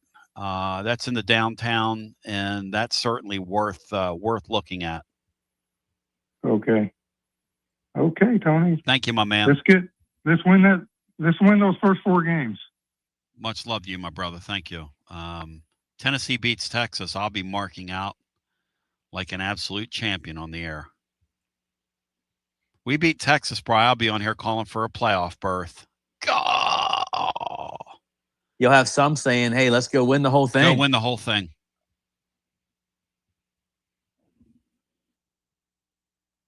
Back to the phones we go. Here's the thing about being in Pennsylvania. I was extremely active there, but God, man, the amount of carbs I ingested, the amount of food I ingested, I bet I ate pizza 5 times. I was walking like 5-6 miles a day there and still gained a ton of weight. I came back thinking, man, I'm losing weight here. I came back with the 5 faces of fear. Shepardo. All right, let's go back to the phones. And my dog gave me a gift.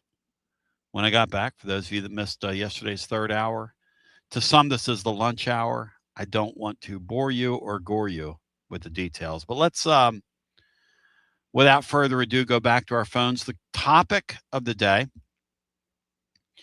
is, and our last 2 callers have named names. Say the name. Who do you want to win the starting quarterback job? It's okay to say that today. What I hate from a fan base is when you start putting up one guy and start putting down another guy. It doesn't make any sense to me. They both play for your team. Now, if you're like me and you're watching the game last night in the Field of Dreams, and you wanted half of your bullpen to get lost in the corn, I was really sad when the entire Phillies team emerged last night from the corn. I was hoping the children of the corn would grab them. But let's go back to the phones and get our next call in. Because truly, that's a bullpen that could really deserves to get lost in the corn. Because they make me want to get lost in the sauce. Let's go back to our high noon phone lines without further ado on a day where we're getting through it. Hi, you're on the air. Try this again. Hello, welcome in. You're on the air. All right, that caller has left the building. Hello and welcome in. You're on the air.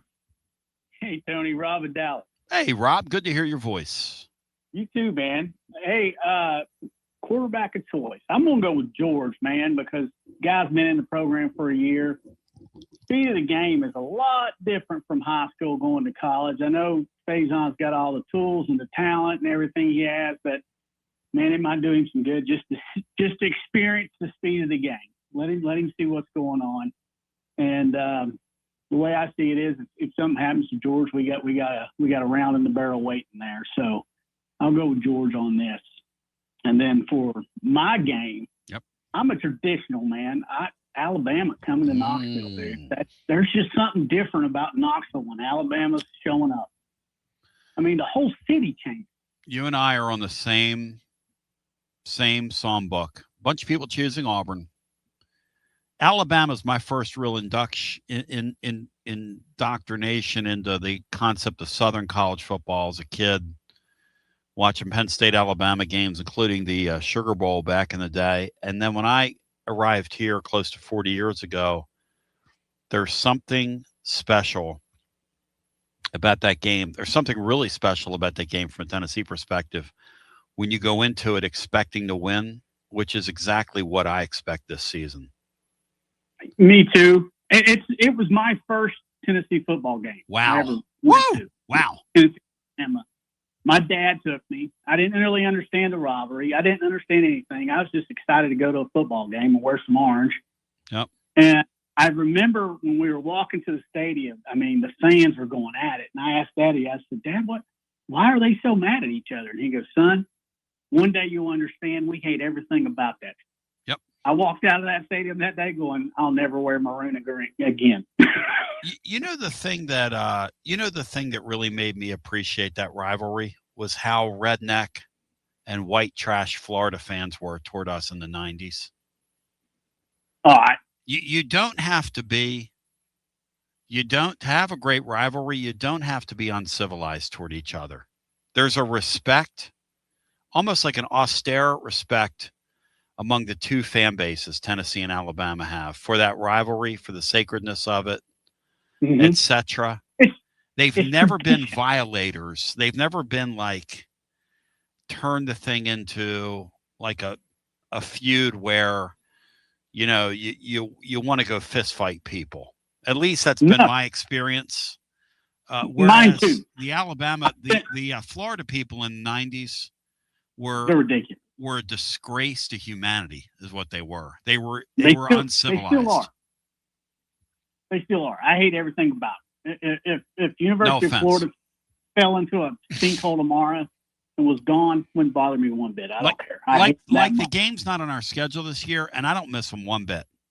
No, I don't care. I don't miss it at all. But if you took the Alabama game off our schedule, I would stop watching. It would break my heart. Yeah. Yeah. I'm the same way. Hey, your story about your dog. I fell out of my chair laughing yesterday when I heard that. I have an English Mastiff. Okay. So you can imagine. She got, I don't know if she got into something, but she had diarrhea. And she wanted to go outside. We were late getting to the door. And so she decides to run to the other side of the house to try to get out another door and left a trail all the way through the house.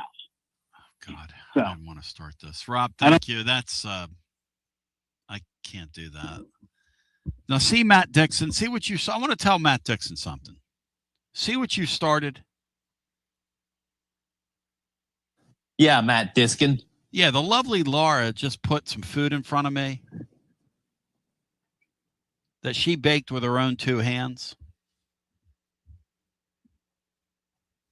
And we got Robin Dallas, who I love, telling me a story about, you know, his dog creating some chocolate milk on the carpet or whatever.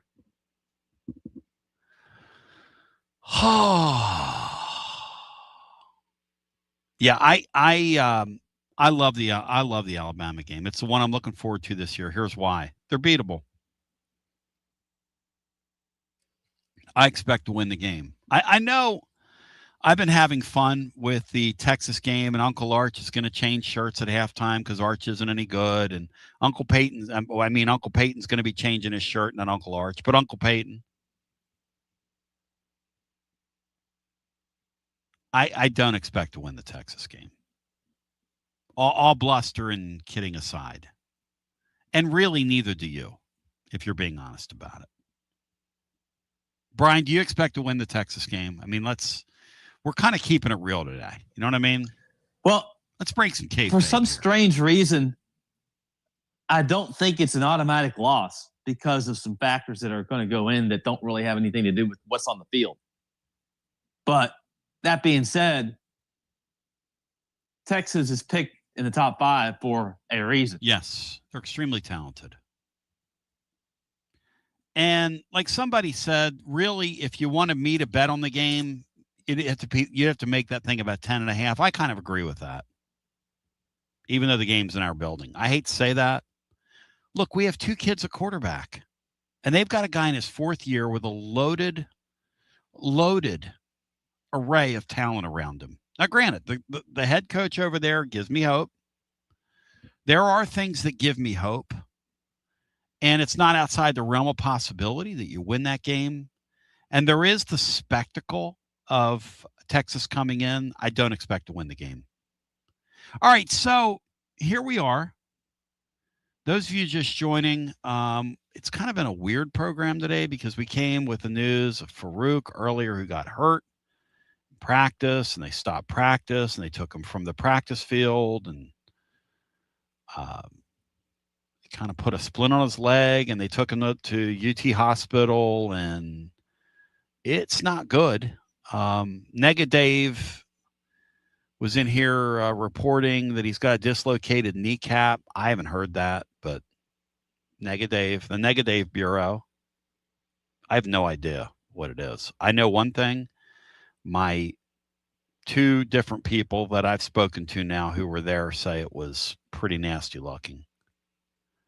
And that's not good, obviously, since he's your starting safety and was expected to play some really good football in Jim Knowles' system. And Knowles it happened right in front of him. He was right there. He was like first there when it occurred. The second thing that we've been talking about is what's your desert island game of the year? This is Brian's idea. Great idea from our producer to the stars, Brian Hartman. Brian said Auburn is his. Mine was just taken. Mine's Alabama. And one of the main reasons it's Alabama is I just think they're beatable this year. I think they're back to the pack. I think they're back where we are. And I think the game's very much in reach. And I love the concept of us winning at home and then going down there and trying to get a shot, scratch at it next year to put together a win streak against them. But I also love the idea of those 2 teams on the field. And when Nick Saban was there, I wanted to quit playing the game because what was the point when pre-NIL they were, let's just call it, they were buying a lot more players than everybody else and stockpiling players. Tony, that's sour grapes. No, that's the truth. That's the truth. It's not sour grapes. You don't get all those 5-star players on your roster for free. I'm sorry. I might have been born on a Thursday, but I wasn't born yesterday. And give me a damn break. But, Saban's on ESPN now, and he's found his smile. Shawn Michaels. And so have I. I'm on here now, and towards the Alabama series, I found my smile and rekindled my love. And let's go to the phones. Can you imagine the amount of money Tennessee could make if they just put a sitting camera in that scrimmage tomorrow and let us watch those 2 quarterbacks go at it? Because that's the second topic today. Who do you want to win the quarterback job? Now, a couple people this hour have had the guts to say who they want to win the quarterback job. Brian, do you have the guts to say it on the air right now? Who you want to win the quarterback job, Brian? Well, I've wanted Faison Brandon to win it the whole time. Exactly. And I still do. I don't. Yeah. I'm not an anti-George McIntyre. No. I want Faison Brandon to win. I just think the upside with Brandon is better, higher. Thank you. Than it is with McIntyre. That's for that reason itself. I want him to win it because I expect him to be the quarterback next year. And I'm just going to keep it real with you. I expect him to be the quarterback next year. And this season is about laying the groundwork for the DG to the G experience. And look, they paid a lot of money for him. And let's just keep it real. Let's just keep it real. Let's just keep it real. But let's go to the phones. 865-200-5402. People are listen, I'm being facetious with Negade's reporting. Obviously, I have no idea what the injury is, but it's not good. Back to the phones we go.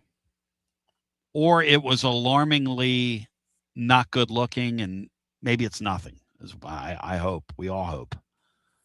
Hello and welcome in. You are on our Friday edition on our high noon phone line. Hi. Hey, Basilio, Bobby. Hey, welcome in. Man, that's pretty deflating news, man. And he seems like a great kid, too. Yep. I've never heard one bad thing about him. Nope. Like a team leader, hard worker. He wasn't highly touted. I want to say he wasn't even, he's like maybe a low 3-star out of high school. Mm-hmm. He just worked his tan off. Self-made guy. In the SEC. Yep. Well, you hate to see it. Mm-hmm. Really. It's like put a bad cloud over the whole day for a lot of people when it comes to football. I'm being serious. Like, so on to more, pressing questions you had with what game am I looking most forward to? It was Texas until they slapped it at noon. If that was a night game, I think it would be at the top of my list. That place at a froth, ready to tear them limb from limb with a Manning coming in across the sideline. But it's not. I like your Alabama pick. I think it's good. It's Alabama. It's always going to be good. But for me, it's probably going to be Lane Kiffin because I think they're going to smack that game in prime time. And I think Tennessee will still have a shot. I'm not going to say it's definitely going to be a playoff type play-in game, but I think it will resemble Oklahoma last year. And that was my favorite game last year. Even though we lost, I feel like it was probably my favorite home game last year. So I would say LSU because I think there might actually still be something on the line if Tennessee can start 5-1, which I think they will. Can you imagine? Can you imagine if the Vols start 5-1? How hype we will be for that. And that leads into your. Is that the next game would be Alabama, right? Yes. Well, that would leads make into my Alabama game. Pretty frothy too. Woo! You imagine being 6-1 going into the Alabama game with the playoffs in sight. How hype that place would be, and I mean hype. I think you just sold me. I think I might change Alabama. Well, if we come in 5-1, yeah. But the LSU game, to your point, when Lane Kiffin shows up, see that's the thing about Lane Kiffin. Primetime TV. Every game's a spectacle with him. He brings the sports entertainment with him, whether he wants to or not. And it's gonna do him in there. He better recruit a lot of great players, and I mean a lot of great players at LSU. Because if the Ron Higginses of the world are right, and they throw up an 8-4 this year with spending $50 million, they're going to be on him like white on rice already. Those people. Well, the other thing is, Tony, in agreement with you, he's not had true expectations on him since he was at UT. Wow. Like what they're going to expect down there. You're right. He's never had that kind of pressure. How much was expected of him just that 1 year? Nothing. Here, though. I think that was and that's what I'm saying. Yeah. That's amped to 11 from Tennessee. You're right. We didn't have a lot of expectations. Higher expectations if he stays. Because when he went to LSU, there were no expectations on him. When he went to or not LSU, but USC. There were no expectations. And Ole Miss. When he's at the directional school, there are no expectations. When you're at Ole Miss, there are no expectations. At first. And now you walk into this place, and you've got the governor breathing down your throat. Literally, the governor got involved in the recruitment of Lane Kiffin to be their coach. Well, That's he's still involved. Mind-boggling. He had a bunch of huge boosters out to the governor mansion 2 weeks ago, and they talked about their latest NIL scheme. I don't know. Are they going to run it through the Children's Hospital again? I hope they do. They were doing it illegally. Why can't they do it legally, right, Tony? Exactly. And then can I drop in on the quarterback thing, and then I promise I'll drop off. Hit it. The quarterback thing for me, I think I want it to be Faison Brandon. I really just want whoever's the best player. I truly mean that. But I think I want it to be Faison Brandon for two reasons. One, I think you said he's going to be the starter next year, and I would believe that no matter who is the other quarterback on campus. I would believe he's going to be the starter his sophomore year or maybe a redshirt freshman year. But two, he's linked to that TK Keys kid. I think TK Keys came to Tennessee to play football with him. And my worry is, and everything I've heard about Keys is he's the real deal wide receiver already. And he's going to get like starter minutes potentially, even with our amazing wide receiver core. That if Faison Brandon were to not get the job and leave, the Keys would probably leave too. And then you lose your two best players from last year's class. I'll leave you with that. Take care. Thank you. Keys, Jackson, and Smith are going to battle tomorrow in the first for the third slot in the receiving rotation. But four of those guys are going to play, and that's a thing that will stay in flux throughout the year, I believe. Because look, you're going to have one guy go down, but relatively, those are your five though that you have. Your two starters that we know, and then Keys, who's been good in camp. He hasn't been a bust. Jackson and Smith, and I love me some Randarius Jackson. I think he's got terrific ability. They've got a really nice receiving core, really do. You have one of these quarterbacks that can play. Look, I maybe not a fair thing for me to say, that the true freshman over McIntyre, because the truth is, I really don't care. I like the guys that can run around a little bit. And you look at the body of Brandon, and he obviously he just has that athletic ability. But McIntyre is not a shrinking violet. He's not. I mean, he's a high-level athlete. And Thrody wrote something today, and I tried to get in touch with him about this, that people tell him that they think that McIntyre is going to be a better quarterback. I'm going, wait a second here. Going to be a better quarterback. Now where has he been hiding that? Go read the blog today over at tclub.team. I'm like, what are you trying to start something here? You want to be starting something? You got to be starting something. You want to be starting something? You got to be starting something. What are you doing? I went, say, huh? Today in the blog.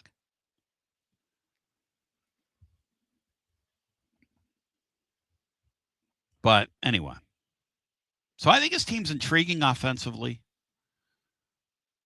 The thing is, with all these teams in the SEC now, is you're one or two injuries away in your offensive line from being in trouble.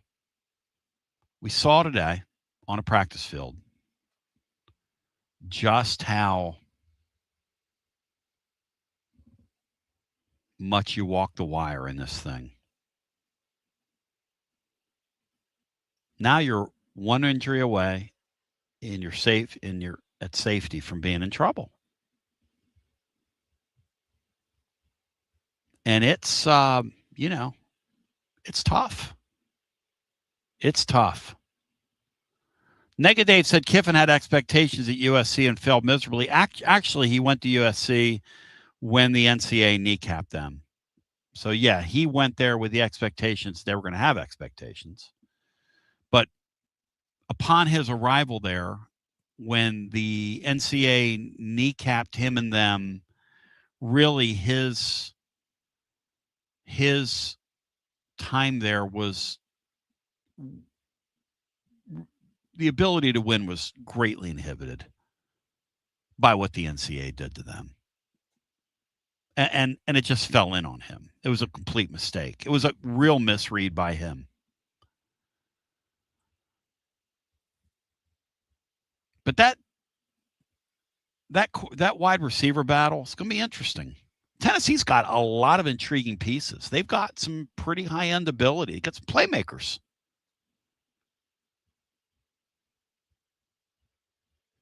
The quarterback piece is literally the most important piece that you have. It's everything.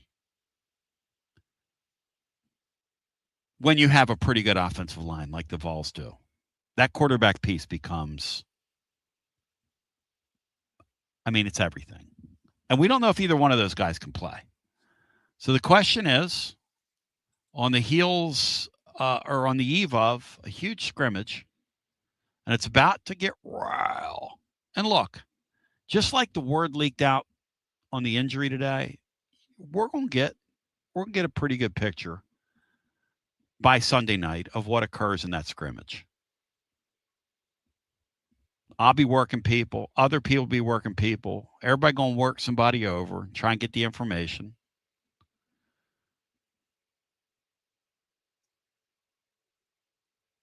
And if you're listening and you're on the inside, I'll pay you real money for some help on this scrimmage on Saturday.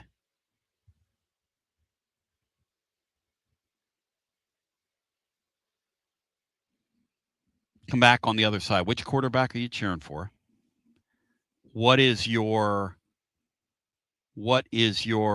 desert island game of the season? The schedule is loaded with possibilities, as in loaded.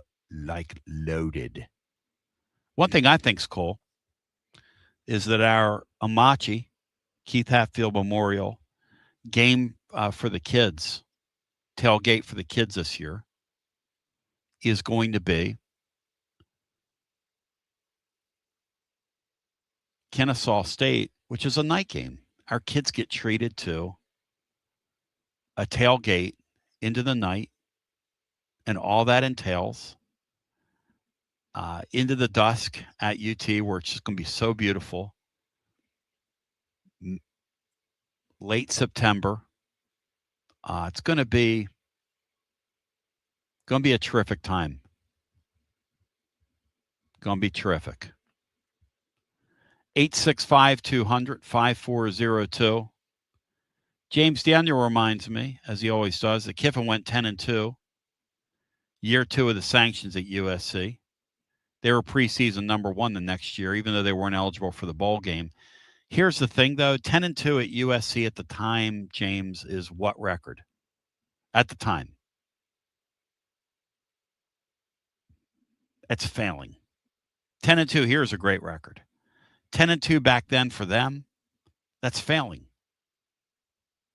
10-2 for them would be like it'd be like Notre Dame this year going 10-2 against their record. And I know that USC had a very good schedule rather. I know that Notre Dame schedule compared to USC schedule was excellent back then. I understand that. But he was kneecapped the minute he walked off this campus and went there. We continue with more on the other side. And I'll tell you something else. I've always thought that the NCAA would have come after Kiffin for some of the stuff that he did here. Thinking back on it, I think they looked at him and said, oh, this little prick has gone out there. We'll make sure and kill them now. And I think the NCAA operates like that, by the way, which is why they've kind of deserved to get spayed and neutered. Shout out Nashville Lee after this. You got to dream about buying some land and building on that land? Well, Waterside Contracting is your ticket. 25 years of making dreams come true, Michael Scott. For hundreds in our area, custom homes or remodels, Waterside Contracting will build on your lot. They do incredible work all over the area. Structural integrity, quality without compromise. It's a way of life with Waterside Contracting. Check out the wonderful work Waterside does. WatersideContractingLLC.com. When it's time for your dreams to come true. Quality without compromising. Waterside Contracting. He doesn't always drink beer, but when he does, he definitely prefers Dos Equis. That's right. The most interesting man in the world has returned, and he's more interesting than ever before. His phone is addicted to him. All of his teeth, all are wisdom teeth. So raise a Dos Equis to the man, the myth, the legend. And remember, stay thirsty, my friends. Dos Equis, enjoy responsibly. 2026 Cervezas Mexicanas, White Plains, New York. Located in Knoxville's historic Old City, Barley's offers great food, live music, the best draft beer selection in town, and now your new favorite place to watch sports. Their indoor projector is perfect for any weather, and they've revamped their upstairs area with more TVs to take in all of the action. Their menu features hand-battered chicken tenders, juicy burgers, fresh salads, and the tastiest pizza in Knoxville. You can enjoy their happy hour drink specials daily from open until 6 p.m. Barley's Tap Room and Pizzeria. Basilio here, and my friends at Carnes Motor Company started with a dream over a quarter century ago. I met Rob and Brian back when I still had hair, and they were working at a huge dealership in West Knoxville. But they told me back then they wanted to sell cars on their terms, and I wanted to do radio on my terms. Their terms, just like my terms, are ultimately your terms. In both cases, you're the winner. A Car Guru's National Award winner with a 5-star rating on all sites, just like our Vols. Everything about buying a car from Carnes Motor Company is no hassle. They specialize in high-quality pre-owned vehicles between the $5,000 to $25,000 range. And if you need to sell a car, they'll either buy your car or they'll help you sell it. Carnes Motor Company also has a top-notch service department. Therefore, every vehicle is rigorously inspected and serviced prior to delivery. So you're guaranteed to get a quality pre-owned vehicle every time. If you need a place for service, they've got you covered. Come be a part of the Carnes Motor Company family and tell them you heard about it from me. Online at carnesmotor.com, Oak Ridge Highway, 1 mile past the Carnes light. Carnes Motor Company. Like our 2026 football Vols, score a T3 TD every time with T3 Vodka, Tennessee's premium vodka, handcrafted with passion, precision, and a whole lot of pride. Right here, handcrafted in the majesty of the foothills of the Great Smoky Mountains. Quality around here isn't just a promise, it's a way of life. And T3's filtered 10 times, 80 proof of vodka, delivering a smoothness unmatched. This dedication to excellence has earned T3 Vodka prestigious accolades, like a 5-time gold medal award-winning vodka and your SIPS Consumer Choice Award medal winner as well. Whether you're sipping it neat, on the rocks, mixing your favorite cocktail, T3 Vodka, your choice for a premium award-winning experience. Be like Maury Hanks. Score a T3 TD. Ask for T3 Vodka by name at restaurants and wine and liquor stores today. Drink it neat, drink it right, and score a T3 TD all 2026 long. Tennessee's Premium Vodka, T3, Tennessee's Premium Vodka, distributed by Empire Distributors of Tennessee. Big news, Basilio family. Get ready, because the 2026 Knoxville real estate market is officially shifting into high gear. All signs are pointing toward a record-breaking year, and the energy across East Tennessee is absolutely electric right now. Whether you've been dreaming of finding that next home, looking to capitalize on your current equity, or ready to dive into the investment world, the timing has never been better. Having a game plan is the key to winning in this fast-paced market, and I'm ready to help. Give me a call, Jennifer Morris, at 865-694-5904, or reach out at nextmovesmokymountains.com. That's nextmovesmokymountains.com, and go Vols. Basilio here with the great Chad Stockton of FC Alliance. And Chad, I can hear it in the background, brother. It's World Cup season, and you guys are in the middle of it. Talk to me. We are excited. Our U9 through U12 trials just kicked off today for our locations in Knoxville and in Johnson City. So we're ready to offer any player top-level competition, top-level training anywhere they want to be in Northeast Tennessee. In our programs, we offer competitive play for anywhere from 9-year-olds to 19-year-olds.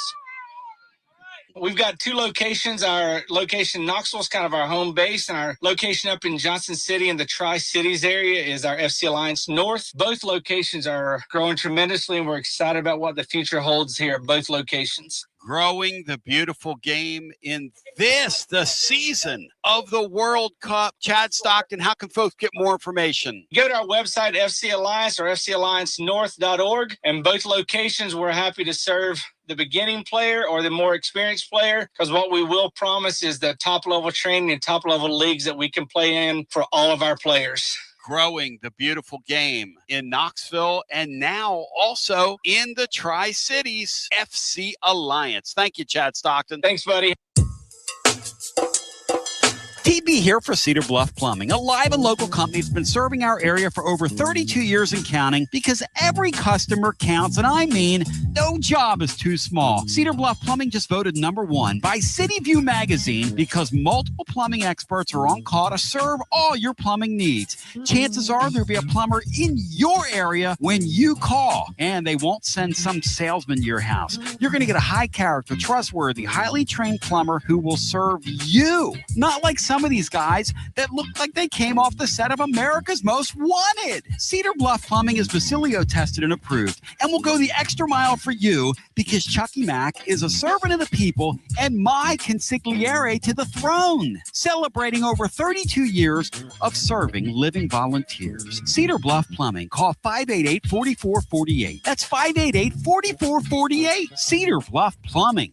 I love me some Chucky Mack, man. He really is a servant of the people, as is the great William Pattison. You're listening to FM 105.7 and AM 1340, WKGN Knoxville, and W289CU Knoxville, Fan Run Radio. And now we continue our regularly scheduled messages. Out-of-town law firms have been swarming into East Tennessee lately, from Memphis, Chattanooga, and Birmingham. They've stormed into the area. Wouldn't you rather do business with a local firm? You know, a true neighbor. Marcos Garza and the pros at the Garza Law Firm are just that. There are neighbors and friends that support local causes year-round. The Garza Law Firm works to serve you professionally on criminal matters, injuries and accident matters, and Social Security and disability filings. The Garza Law Firm is here for you at garzalaw.com. The Garza Law Firm. Let us help.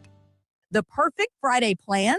It's at Covenant Health Park, of course. Come cheer on your Smokies as they take on the Rocket City Trash Pandas. Fantastic baseball, fantastic food. It's a fantastic Friday. We'll see you tonight. Shout out to the Smokies. Shout out to the Trash Pandas. One of my favorite Laura stories revolves around some trash pandas. Maybe I'll tell that one time in our third hour. It happened about 15 years ago at this place when the kids were real young.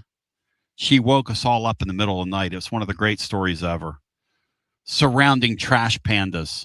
But I digress because it's time to do this. It's high noon. And it's time for High Noon Overtime. Woo!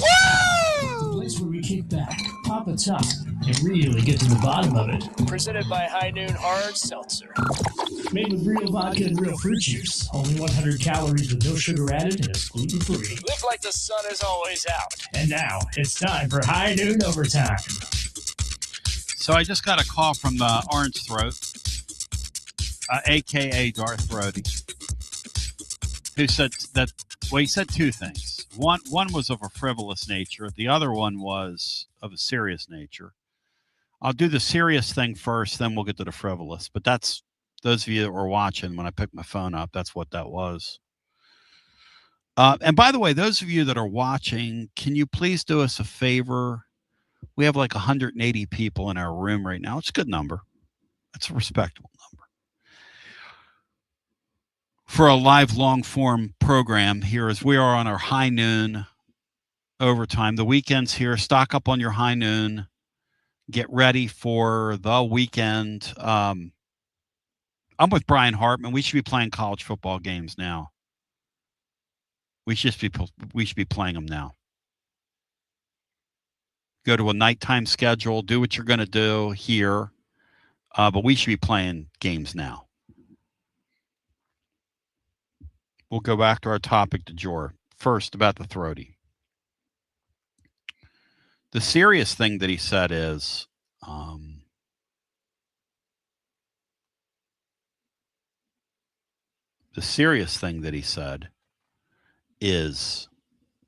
that the Farouk thing looks pretty serious.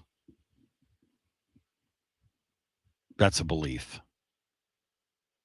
That looks like a significant thing that happened. That's the first thing he said. The second thing that he said is, Tony, can you read? Like, I know you can read, but can you comprehend what you're reading? In other words, do you comprende? And then we'll go to the phones. By the way, 865-200-5402. So I want to read to you what the throat wrote today in the Blogo Record, which is read by Danny White and his minions frequently. How do I know that? We know the IPs. It's pretty simple. Plus, I talk to people. And it would shock you to know that he's not a big fan of mine, which, I mean, whatever. When you do what I do and you're doing it the way it should be done, people in power shouldn't be a fan of yours.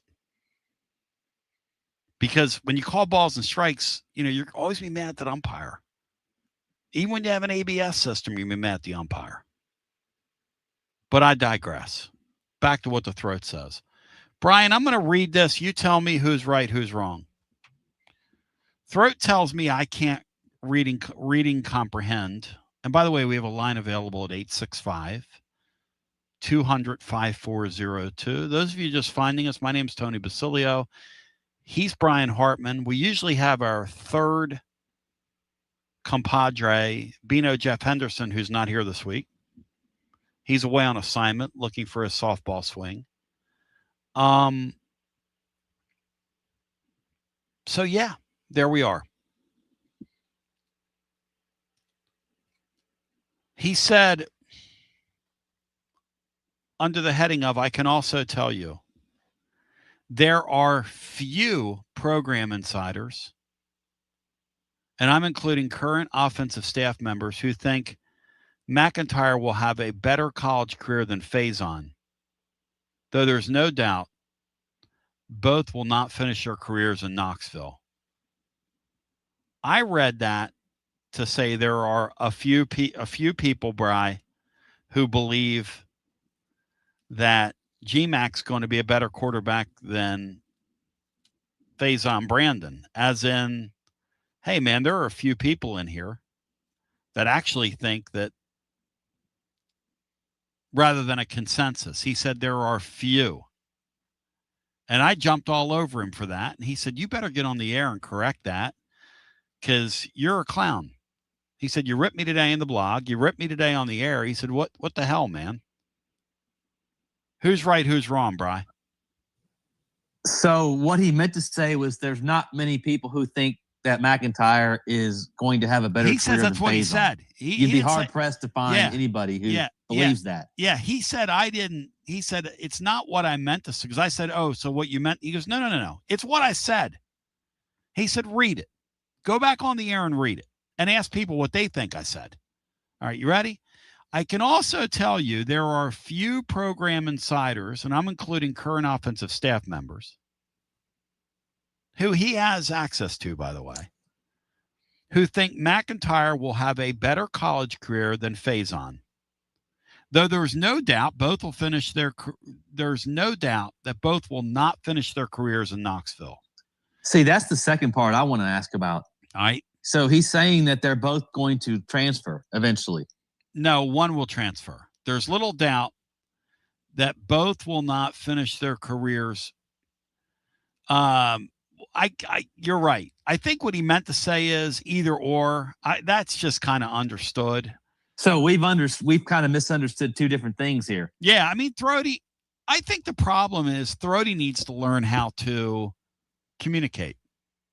And then if you learn how to communicate, I'll learn how to extrapolate what you're trying to communicate while you're attempting to communicate. Is that cool? Because that works for me. Does that work for you, Bri? Let's go back to the phone. So, Throaty, yeah, I think so. I guess we're both sorry, but Brian's right. Your second part of this thing makes no sense. And Dan Slam says, Tony, I read it the exact same way you did. I read it the exact same way you did. James Daniel said it's very clear and concise writing from Throaty, and you can't read. James he's a fan of mine. And James, I'm a fan of yours. I find you to be knowledgeable, interesting, no doubt, well-read. I bet you could write. Let's go back to the phones. Hoosier Vol says, what you all want to guess the combined ACT score of Tony and Brian was? Brian, did you have a good ACT score? I'm thinking I did, yeah. The SAT is the one I took, which was a big deal when I took it. And I think 1500. SAT is like a big number score, and then the ACT is a small number score, I think. 1500 was the top score, and I think I remember getting like a 760 when you got like 300 for writing your name. But I went in there the night before. We were playing ice hockey on a pond and drinking, and we stayed up late. And I remember the beer and the cans of Sterno out there, and somebody saying, "Hey, we have the SAT tomorrow." And I remember going and being so like, just, I don't know. I didn't care about it. I think 1600's the highest on the SAT. Thank you, Big Dog. Yeah, I think I got like a 760. And you got like 400 for writing your name correctly. So I think I got my name right. I don't think I took the SAT. It was the ACT I took. I just wasn't the best student in the world. I just didn't try. I'm looking back on it. I came from an era where my parents, I was the 6th of 6. And at that point they were like, kid, you're entertaining. You got street smarts about you. School's just not for you. And that's okay. Let's go back to the phones. Hello and welcome in. You're on the air. How are my French compatriots doing today? There he is, the man, the myth, the legend. Tony, when I took the ACT, all of my friends knew that if you were from Tennessee, it didn't matter what your score was, you could get in the UT. So a lot of people didn't take it serious, but I made a 24 on it. But we all knew if you made a 3, the University of Tennessee had to accept you. Now that's all out the window. You ready for this? I had a friend yesterday I was talking to. It's funny you mentioned this. So I was asking him how his kids were doing. And he said, man, my kid really desperately wants to get to Tennessee. And I said, well, that's interesting.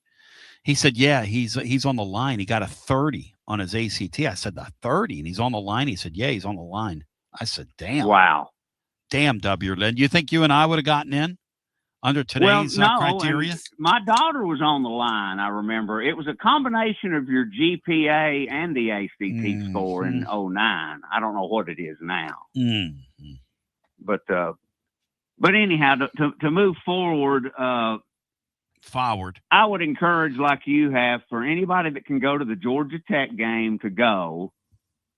According to Phil Steele, the stadium holds 51,900, and their average attendance last year was 45,000. Yep. So I don't even think they have 20,000 season ticket holders. You're in for a wonderful, wonderful night if you go to that game. I mean, I don't know if we win, lose, or draw. W. Lynn, is that not a beautiful place to see a football game where you can feel the history in that stadium? You really can, and it's a beautiful campus, and you have to go to the varsity and get a chili dog and onion rings. You have to go to the varsity, and you have to ask them about their food and see if they'll skip over you like they did me. This lady was behind the counter. I was asking her, I was like, now, I was trying to ask her, about, do you have any vegetarian options? And she goes, what do you have? What do you have? What do you have? And she just looked right over me. I was just messing with her. Don't talk to your dietitian or doctor. This is a one-time deal you can do. That's right. You just go in there and go for it. But as far as the quarterback thing goes, I'm Faison forever. I mean, even if we're killing Furman, I want him to play 3 quarters to get snaps in a real game. That's just me. Nothing against McIntyre, but I think he can be Hooker-esque out there on the field as a quarterback. Team Faison. I think most of our fans, if they're honest about it, are Team Faison. And you know what? Look, there's nothing wrong with that, because here's the thing. If Faison is the starter to begin the year, within a month's time, chances are a lot of people are going to be calling for George McIntyre to play, because a true freshman is going to take his lumps early in the season. It's just the way it is. People will be calling the postgame show going, what in the world was he looking at? Or McIntyre is so good in camp that allows that staff just to turn Faison Brandon loose and just let him go out there and just run around and make plays. Yeah, I want Faison out there. I want somebody that looks like Hendon Hooker in 2022. Boy, to get back to those days and those wide receivers running wide open. I'll tell you what doesn't surprise me.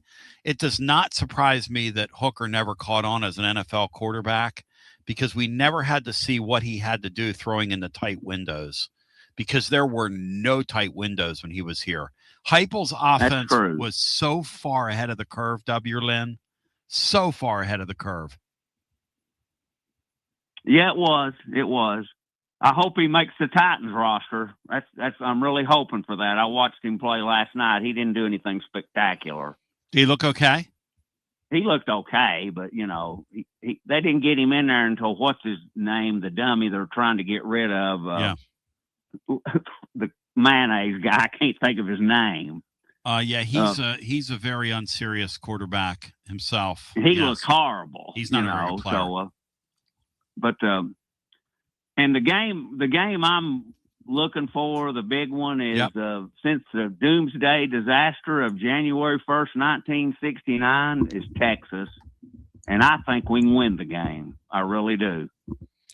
Well, look, I'm going to practice party politics between now and then, but I'm not saying – I just don't think Tennessee's going to win the game. Sure, Tennessee can win the game. Absolutely. Absolutely. Big time. That's a big one. Georgia Tech's the biggest one, though. We got to win that. That's the big one right now, and Texas I think we can take care of them. I'm not worried about the noon kickoff. Nope. I wish Hey Jude, is he still a student, Hey Jude? I haven't heard from Hey Jude. We might have lost him. Maybe he's mad at us or something. Or maybe he's not back in town yet.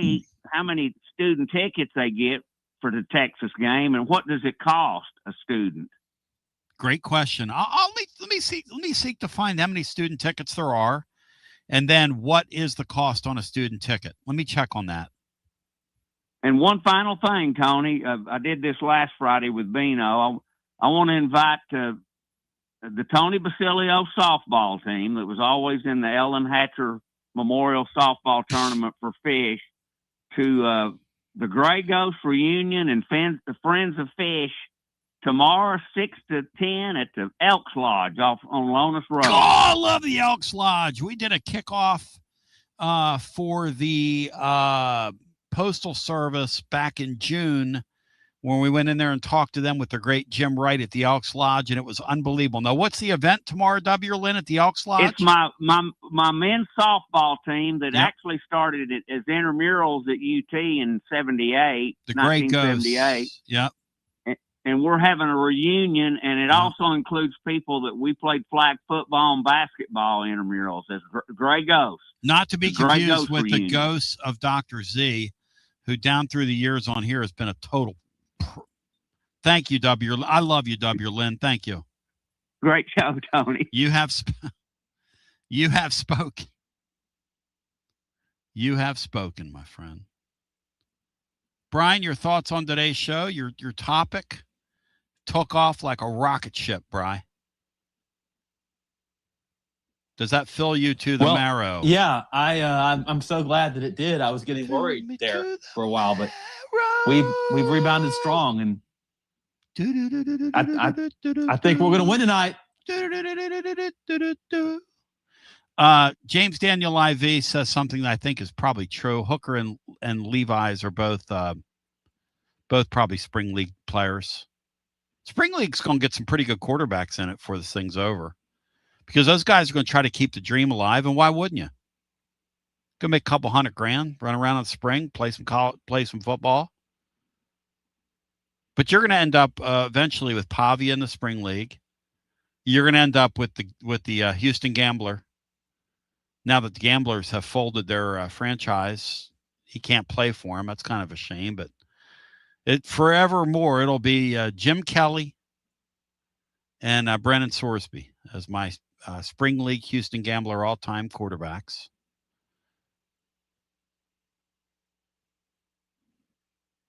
That's a cheap shot. Not really. Favorite thing about just how silly this era is, and this is a silly ass era that we're living through. He was going to get the same suspension that the NCAA wanted to give Carter on Tennessee's campus, who bought an airline ticket, by the way. Had an airline ticket purchased for him. This guy's gambled like several thousand times on sporting events he wasn't supposed to gamble on. I mean, I don't know. 3-game suspension.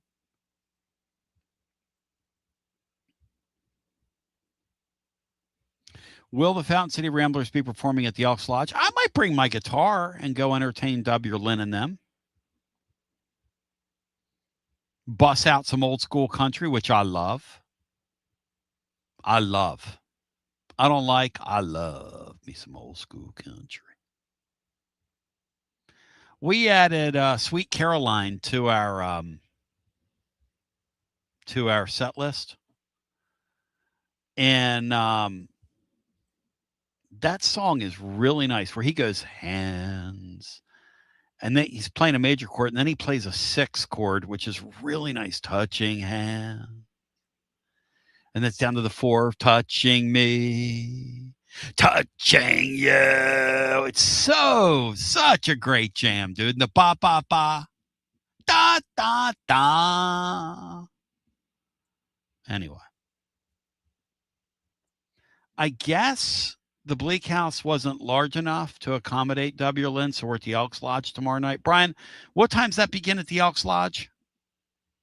He said 6 to 10. Shout out to my friends at High Noon. Their line of hard seltzers, always a winner. W. Lynn, stock up. You can get some High Noon vodka seltzer. Comes in 14 flavors, real vodka, real fruit juice, 100 calories, no sugar added. It's always gluten-free. You know the drill.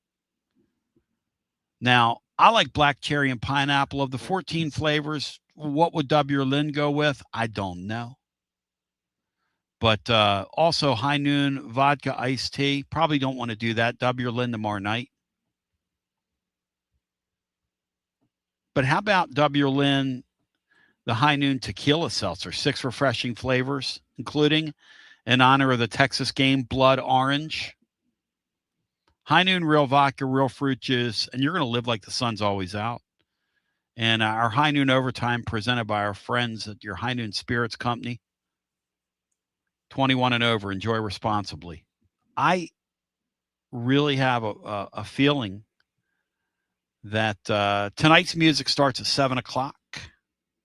I'll be getting there around 6 if you want to come up and take a photograph or whatever and hang out. But hands, touching hands. Are you a Sweet Caroline guy, Bri? You like that song? I don't hate it, but it's a good jam. It's a good jam. It's got a lot of interesting. It's got a lot of interesting stuff that goes on in it. We also worked up something by the Beatles that I sort of memorized yesterday. That is a beautiful George Harrison composition. You know that that is the song that Frank Sinatra called one of the most beautiful songs ever written. And the backstory on that song is James Taylor was signed to the Apple label when Peter Asher, when they found him. And the Apple label, the Beatles lost a bunch of money on the Apple label because they didn't know what they were doing, and they had somebody stealing money from them. Their accountant, at any rate. Back then, those guys just get pillaged. But we'll go back to the phones. But I'll tell you this quick story. Harrison heard James Taylor working on Something in the Way She Moves, and he loved that so much that he went something. No, what was the James Taylor song called? Something. I think that is what it is, right? No. What was the James Taylor song called? Somebody help me out here. It's a James Taylor fan. Anyway, I love the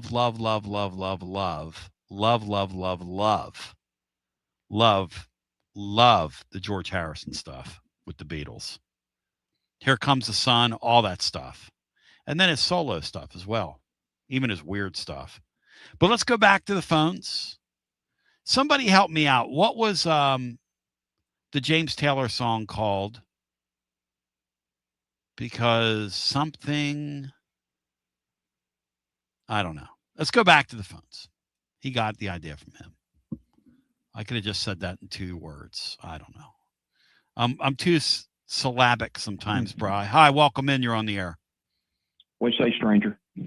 Congratulations, Mariano, on the birth of your grandson. How, to quote the great, let's see, who are we quoting here? To quote the great Bob Dylan, how does it feel, my friend? Not any words for it, Tony. God Honestly. bless you, man. Just a blessing. God bless you, my brother. That, that's a beautiful baby boy, too. Just beautiful, yeah. man. Yeah, I mean, is that not another first for the Basilio radio family? The first, we had the marriage and then the birth, and yeah, that's first for me. We're all getting old here, brother. But what a blessing to be here and see it. Tell me about it. Yeah. Yes. Tony, I would have to say Faison, because for the simple reason, all right, I think he's the closest thing we've had to Hooker. Mm-hmm. And I thought this was pretty interesting. I don't know if you heard it last week. I believe I heard it. Was Alex Golish came out and said he had studied Tennessee for the first time since he had left. Yes. He said, looking at last year's team, he said, "Dang, they're not doing anything we did then." Yes. And I think that's been limited by the man taking the snap. So hopefully we can get back to doing. I'm not saying scrap everything we've been doing, but get back to doing some of the stuff that he could do, where he could pull the ball and run the ball some. And to make that offense go really well, I think you have to have that. I mean, that's just my opinion, and it spreads everybody out. If they get up in the box, then he can throw it. If the safety has to get up in there and get involved in the run game on the quarterback, then it makes it even easier to make those, plays where there's no window to throw it in, as you said earlier. So the thing too about Faison is, and I'm the McIntyre kid. I think is a really nice player, and whether it's here, there, or anywhere, he's got a chance to be a pretty nice player. The thing about the Brandon guy, though, is we've had this rotating quarterback deal here. It would be nice to see Heupel survive the next 3 years, first of all, and then get an opportunity to work with a quarterback for 3 consecutive years. It would have been nice to see Nico stay, come to think about it, for 3 consecutive years, because he would have been pretty good this year. I would think so. Well, I mean, I think from just watching them, I think Nico was a little bit, I don't know how to say this, herky-jerky. Well, with Faison, it just seems more fluid with him. I agree with that. He throws the ball effortlessly. That's right. If you watch him, that's right. It's not like he's real tense or real. It's just like Hooker to me. I mean, that's what I see now. But we'll see. How do you do in a game? What kind of decision maker are you? Right. When they go to fool you, do they fool you? And then do you check back once they make their checks? The other thing about Heupel's offense, if we're going to be honest here, when Golish was here, they were running hog wild and pig crazy over people because they hadn't figured out yet that we can throw the high safety look at that thing and kind of neutralize it. Right. Which is what's happened. Well, and when Hooker left too, we've never had we haven't had a legitimate running quarterback. That's correct. We have guys who can move around in the pocket. Like last year we had Joey and, to somewhat with the others, but with Joe even, but he wasn't a runner. He wasn't looking to run. In other words, where Hooker, if it broke down, he was looking to run. So, I just think he gives us more of that option. That's just my opinion from seeing it. I'll say something else too, Tony. We were talking about, you mentioned earlier, the offensive line and the pieces we have there. I was watching some video yesterday. It's popped up, like Tennessee football or whatever, and they had their first team offensive line out there, and they had Perry playing the right tackle, and the big Haslam kid from Virginia Tech was playing the right guard. And I don't know if you heard earlier this week. I think the offensive line coach made a reference that he's the most violent player he's ever had there. He's a big strong, 340 plus pound road grader, much like Wendell on the other side. You know, so that would be interesting to see. I don't know how they'll figure that out. You know, but it'll be interesting to see how that all goes. Rihanna, the thing I love about what they're looking at their offensive line the way they are is they want the 5 best. Yeah. You know what I mean? I That's agree. a great sign. I agree. That's a great sign. sign. I think so. I think the real race is between, obviously Perry's going to play either tackle or guard. Sure. It's going to be between Ori Williams and the Haslam kid. So yes, I think that's the competition in the offensive line as I see it anyway. So. And here's what I know: if we have an injury, we're going to be able to overcome it because I've got some. What's the word I'm looking for here? I've got some flexibility. Perry gives me flex. Hey, those guys are really, really valuable at this level. The guys who can help you with multiple positions are extremely valuable. Yeah, that's for sure. That's for sure. And well, you have Sham who can play. You know, probably he's sort of your utility type guy this year, I would think. Yeah. Yeah. So left or right side or whatever. Yep. So. Yep. Anyway, well, man, it's good talking to you. Thank you, brother. Talk to you soon. Thank you. And you know, the thing I wonder, and he just had a grandson with my man, Ben Rogers, and Mariano's lovely daughter. And yeah, we got to play their rehearsal dinner. It was, I mean, it's just a beautiful thing. But just such great people. And Dr. Rogers of Performance Medicine, they're just awesome folks. And photo of Dr. Rogers and that baby and Mariano. Somebody sent me one with Rihanna the other day, and it just, my heart's full. We'll go back to the phones. Yeah, Something in the Way She Moves was the James Taylor song, and then Harrison used that lyric. Something in the way she moves tracks me unlike any other. I mean, the songs are in 2 different keys. It's 2 different songs, but let's go back to the phones. Something, the George Harrison song, is a beautiful, beautiful key of C. That is a beautiful, beautiful song. Just so interesting. Jazzies love that song, the jazz players, because it's just got things going on in it. Let's go back to the phones, and we'll get our next call in. Hello and welcome on our High Noon Overdrive Overtime. You're on the air. Hi. Hey, Tony. Jake from Memphis. How you doing, man? Hey, Jakey. Welcome in. Welcome back to Rocky Top, buddy. We missed you. Thank you, my brother. Welcome back to the show. I missed you. I don't know if you talked about this earlier this week. I apologize if you have, but Governor Lynn's call made me think about it and wanted to get your thoughts. You know, he was talking about the students and their tickets. Yep. Brent Hubbs did an interview with Danny White last week or beginning of this week or something, pretty recently. And in that interview, they talked about wanting to, expand the student tickets and make that portion larger. Mm-hmm. But they also talked about how there's like a study being done to maybe expand the stadium, particularly on the north side of the stadium. Have you heard anything about that? Do you think that's a real possibility? When I read that, I was like, man, that's everybody else is decreasing and we're talking about expanding.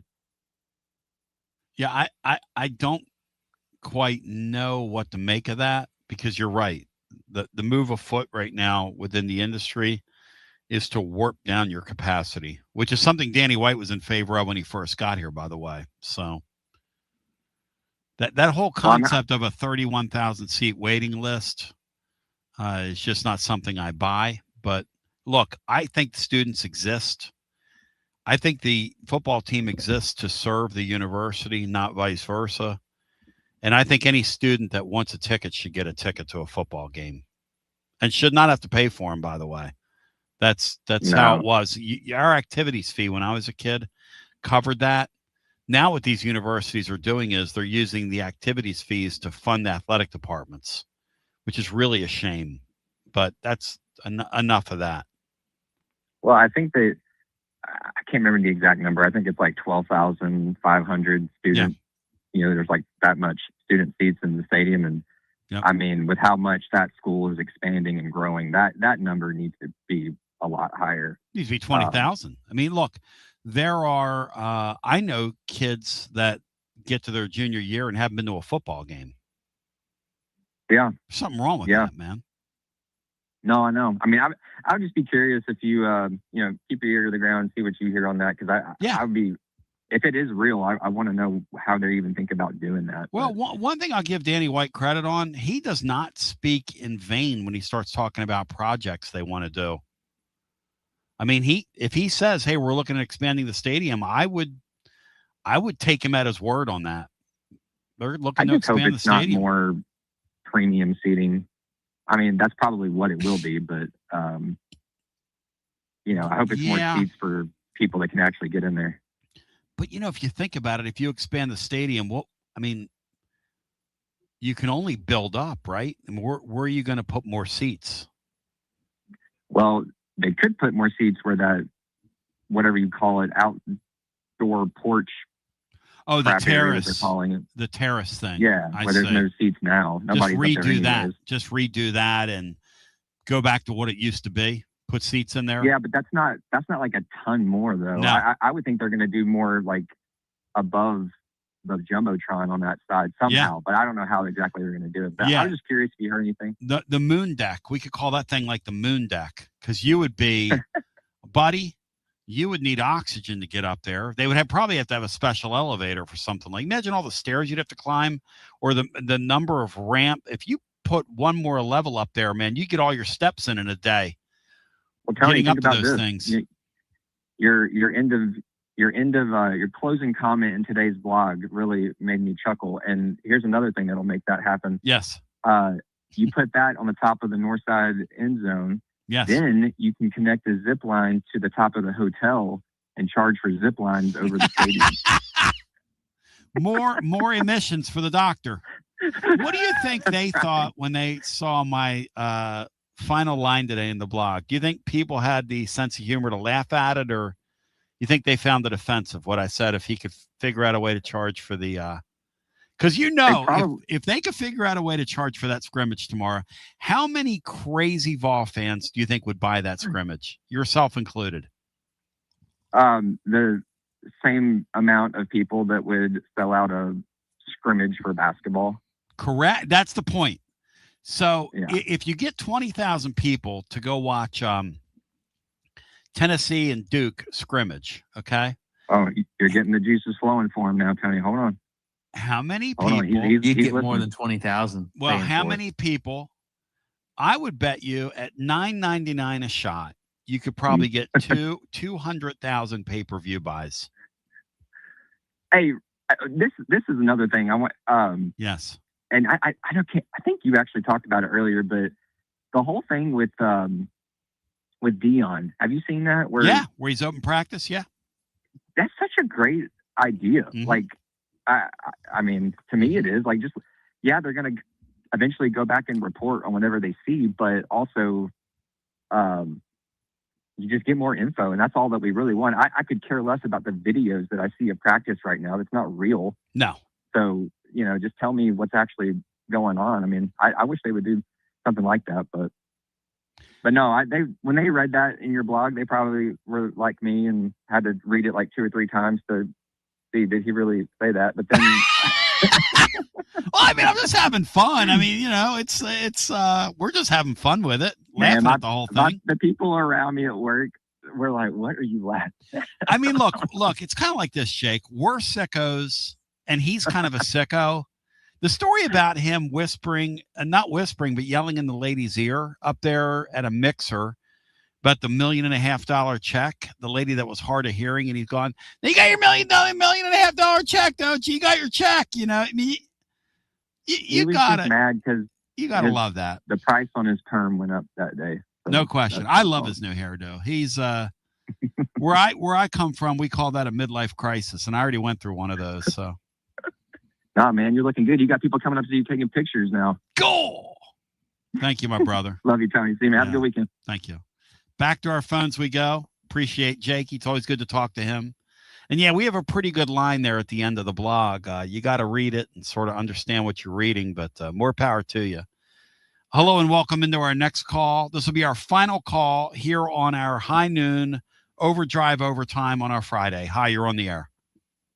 Hey, TB's Alan. We ship floors, Alan. Hey, we ship floors, Alan. How you doing, man? So that thing today happened like right in front of me. I mean, God, another witness. All right, lay it on me here, brother. Tell me about I'm it. just telling you, dude, this guy was screaming bloody murder. So I don't know what's wrong with him, but he was hurt. Like he was hurt really, really bad. Really bad. So, like All I right, said, give me the story. Okay, tell the story of the play, because this will be. So they're like they've got live action play going on. Okay. Right? And I'm not sure if G-Mac was quarterbacking or Faison was quarterbacking, but I'm standing like right behind it. I mean, this guy's like 15 feet away from me. And okay, so somebody tells me it was a play. It was a play to the end zone, right? It was kind of a throw to the end. Okay. Right. It was a throw to the end zone. He was guarding the guy in the end zone, and I didn't see exactly what happened. All I know is this guy is screaming freaking bloody murder, laying on the ground, and they got medical staff all over him immediately, and they weren't going away. And we stood there for, I don't know, 5 minutes or so, and they just said, "Look, guys, you guys got to move. Wow, you got to move." So they moved us. They moved us all the way down the field. But I don't know. I thought it was his knee because they put him. You know, Mega Dave's in there saying about a dislocated knee. I disagree. I've had a lot of knee trouble. I don't think it was a dislocated knee because they immobilized his leg straight. And if your knee's dislocated, you can't do that. So I thought it was his knee, and then people are saying no, his leg. I mean, I think if it were like a fracture or something, that'd probably be a good thing.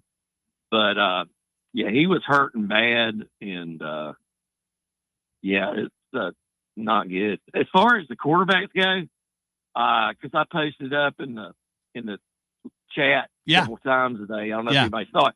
Faison has the real lineman and the real center on the line with him. G-Mac does not. So he's actually playing with the real lineman. So he was working with the ones today. Right. He's working with the real guys, the Giants, right? G-Mac has these smaller guys out there. I thought Faison did great. I mean, he's really throwing some heat. He's really moving. I mean, like, I'm talking Michael Vick kind of. Hey, this guy's a hell. This guy's a hell of an athlete now. This guy's physically a hell of an athlete. This guy's very impressive. And I'm gonna tell you something else that's impressive. That freaking kicker. We ain't got last year's kicker, brother. This kicker this year would have won Georgia. I'm just here to tell you, that guy's nailing them 50, 60 yards, just freaking nailing them. So I'm just saying, I'm pumped. I'm pumped. I hate what happened with the injury. Hopefully it won't be bad. Right. Alan, can I ask you a couple questions? Yeah. Okay. First of all, was it the left corner of the end zone or the right corner of the end zone when it occurred? Because I understand it's a okay. right, I'm at the back of the end zone. It's to my right. Okay, so it was because it's a right leg injury. Yeah, my understanding is it's a right leg injury that he suffered. I'm exchanging texts with I believe people. it was a right leg injury. Okay, so like he's planning off his right. Okay, second question for you. How close were you when the injury occurred? I was 15 feet away, and Jim Knowles was between me and him. Oh, gosh. 15 to 20. Like, it happened right at the back of the end zone, like right in front of me and my kids. Oh, okay. But he was, I'm telling you, man, screaming friggin' bloody murder. That whole place stopped. They took all the kids, you know, all the plays that they were running on that end of the field. They moved everybody everyone to the other end of the field. Right. They moved all, and they started playing at the other end of the field. But yeah, he was, yeah, this ain't a sprain or something. This dude was hurt, man. He was hurting. So everybody pray that, you know, it's, I mean, I'm very interested to see what they had to say. And I think I don't know this for a fact, but I mean, we could hear an ambulance coming, and they turned the siren off, but I believe they carted him out. They took him out. They immobilized his leg. His leg was straight. They had him on the golf cart thing. They took him out to an ambulance or something, I guess, to take him to the hospital. But yeah, he was. Now, when he wasn't screaming in pain when he left, but there wasn't no thumbs up or anything like that going on. You know? Did it look like more of a knee or a lower extremity? I thought it was his knee because I've had a lot of knee trouble. and also they put him in a straight splint, and that's why I said negative. I mean, it wasn't. I don't think he dislocated his knee unless they popped it right back in, which could have happened. But typically, when that happens, you're laying there with your leg bent. He never had his leg bent. Maybe it was some kind of fracture or something. I don't know. I know it was very scary, very scary. Well, I just think that it underscores, because what you're telling me is it's kind of an innocent play that it happens on. And it just sort of underscores, Alan, how dangerous of a sport that really is. Yeah, that's why they need to pay the players, man. You damn straight. That's why you and I are in the same boat. Same boat. Yeah, they need to pay the players, because I don't know what happened to the guy today, but I mean that could have been a career-ending injury. Oh, I don't know. Yeah, nobody knows, right? I mean, they were having real play action, like it wasn't running some kind of drill. I mean, this was real play action. The guy got drilled with the ball. I think the player actually caught the ball, if I remember correctly. Yeah. And I don't know exactly what happened. Our memories are such, Alan, that when you and your kids see something like that, right? And you're standing there and you're watching that. We ruined the whole practice, man. That's right. And you don't remember who threw the ball, because the truth is, even if you had eyes on it, you still wouldn't remember it, because the only thing you would remember is that's gruesome looking.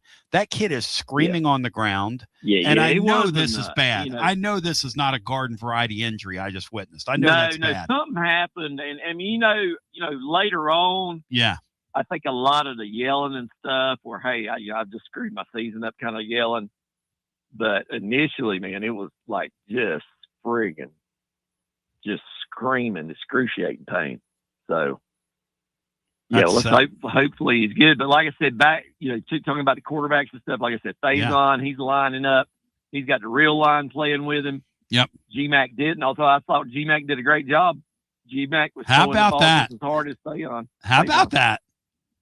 Yeah. GMAC's come back and had a nice camp. Yeah, GMAC's come back and had a nice camp for himself. Good for him, man. Yeah, I thought he did great. And like I said, I believe Heupel's on Ozempic or something, dude. That dude's lost a lot of weight. Maybe I need to go on Ozempic. You know what's funny about that? I when we went down to the Musicians Hall of Fame induction, we had Ricky Skaggs sitting right next to us, and I had no idea it was him. And one thing was constant in that thing. There were a bunch of guys in their like 60s and 70s who were big dudes all their careers, and they all shrunk. And that's why I've got a lot of respect for a guy like, who am I thinking of here? There were a couple of them. Vince Gill hadn't shrunk, so he's not taking the shot. And Garth Brooks, those two guys. But Ricky Skaggs literally was sitting like I could reach out and touch him. And Laura goes, that was Ricky Skaggs sitting next to us. He literally, it has to be down 10 pant sizes. So the shot's a thing, man. The shot's for real now. The shot is for real. Yeah. Anyway, you're doing great things, TB. You're my man. I love you. Man. Thank you, brother. Yeah, you are too. We ship floors.com. Alan, thank you. Everybody's taking it. Yeah, Heupel has lost a bunch of weight, though. I've noticed that myself. Like a bunch. Like a whole person. Good for him. I don't know if he's taking the shot or not, but one thing. Maybe we can stop getting calls about his appearance. There you go. Now, he'll be back, Brian. He'll be back looking pretty unshaven and all that stuff once the season starts.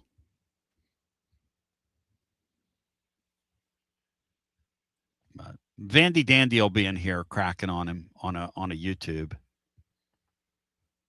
This Vandy Dandy guy, Brian, you talk about somebody that needs somebody to get up on the steel cage and give him the bionic elbow in his larynx.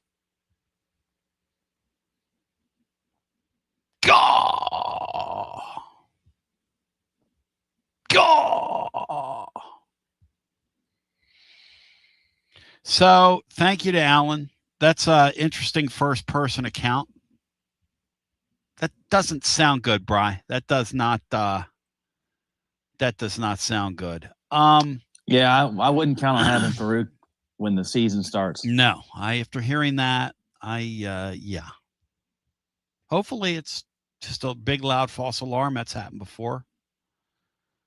But something tells Well, some me. of the worst injuries happen when a player jogs off the field. See Chuck Webb. No question. You have no idea. And then sometimes you think a guy's been torn in half and he's playing the next week. So you just don't know. By the way, Vandy Dandy, I heard an interesting aside that I meant to mention. One of my Nashville people that I know who's fairly wealthy, listens to the show from time to time, is involved in Vanderbilt athletics, incidentally. Gotten to know through George Plaster. Told me that if the season started tomorrow, Curtis would not be the starting quarterback there.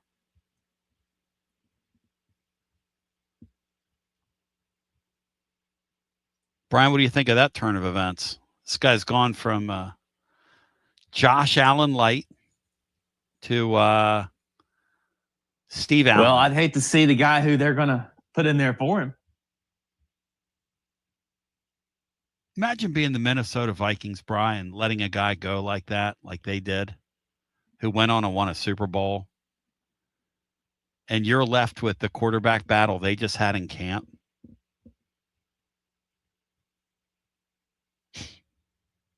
The McCarthy guy, spending a high first-round pick on that dude. I mean, you talk about some unserious stuff. I swear to Pete, I will not ever judge anybody that plays for the New York Jets by what they do with the Jets. We've seen enough, right, to know that that's just a wasteland.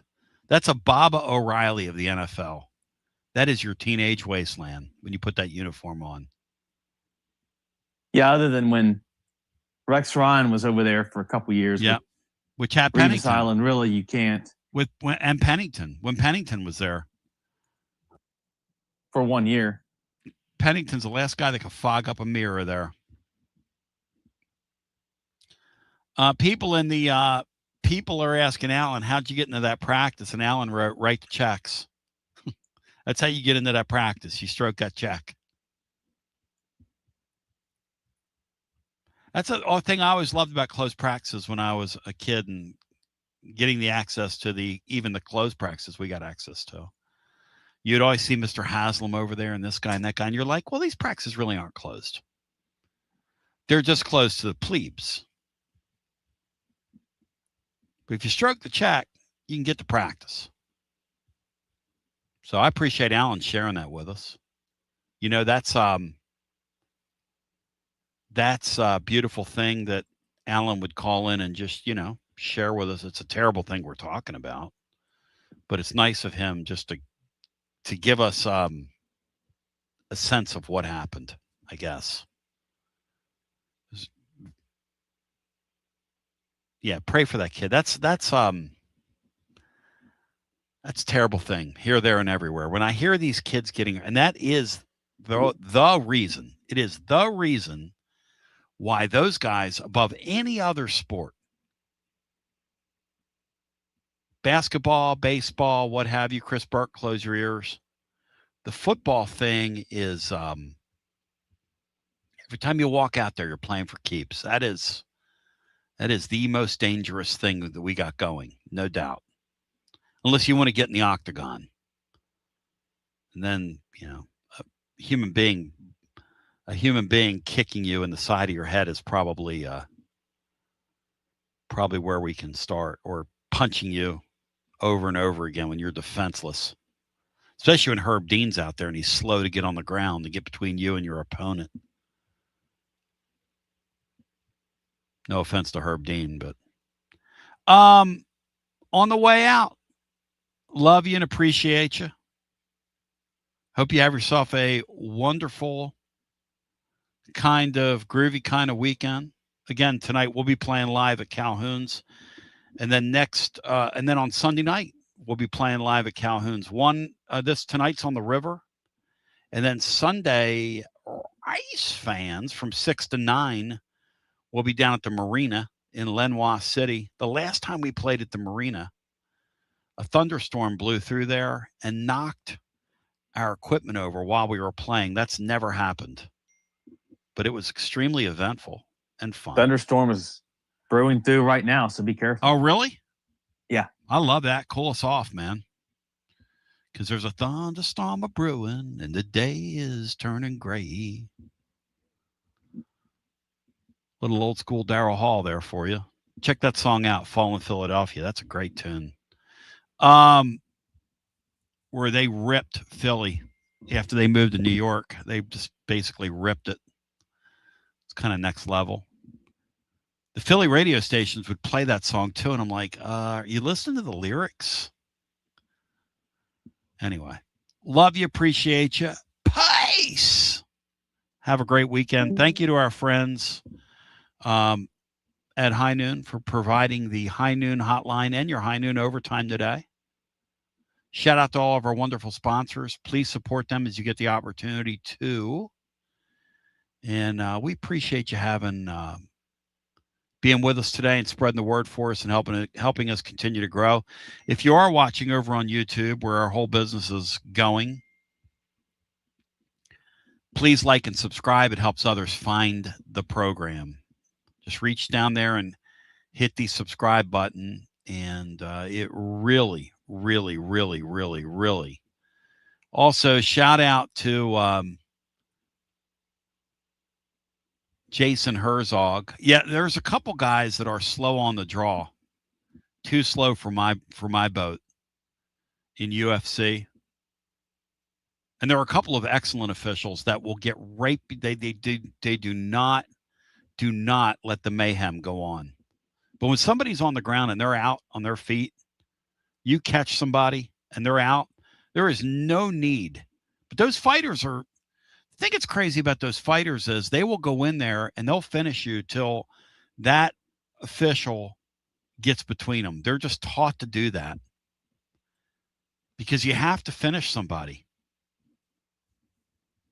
You know what's crazy about that sport is when you'll see somebody, they'll get caught flush and then they'll figure out a way to somehow get their faculties about them, stay in a fight, and then come back and knock somebody out later. That's what's crazy about that sport. That's why those people, the guys and the gals that do that, are the most insane athletes on the earth. And the only thing I can think about when I watch mixed martial arts is that's got to be, before we had sports and rules and this, that, and the other, that's got to be what we were doing at one time to amuse ourselves. But anyway, I love you and I appreciate you. Prayers up for Farouk. And I hope you have a great day. Hope you're blessed.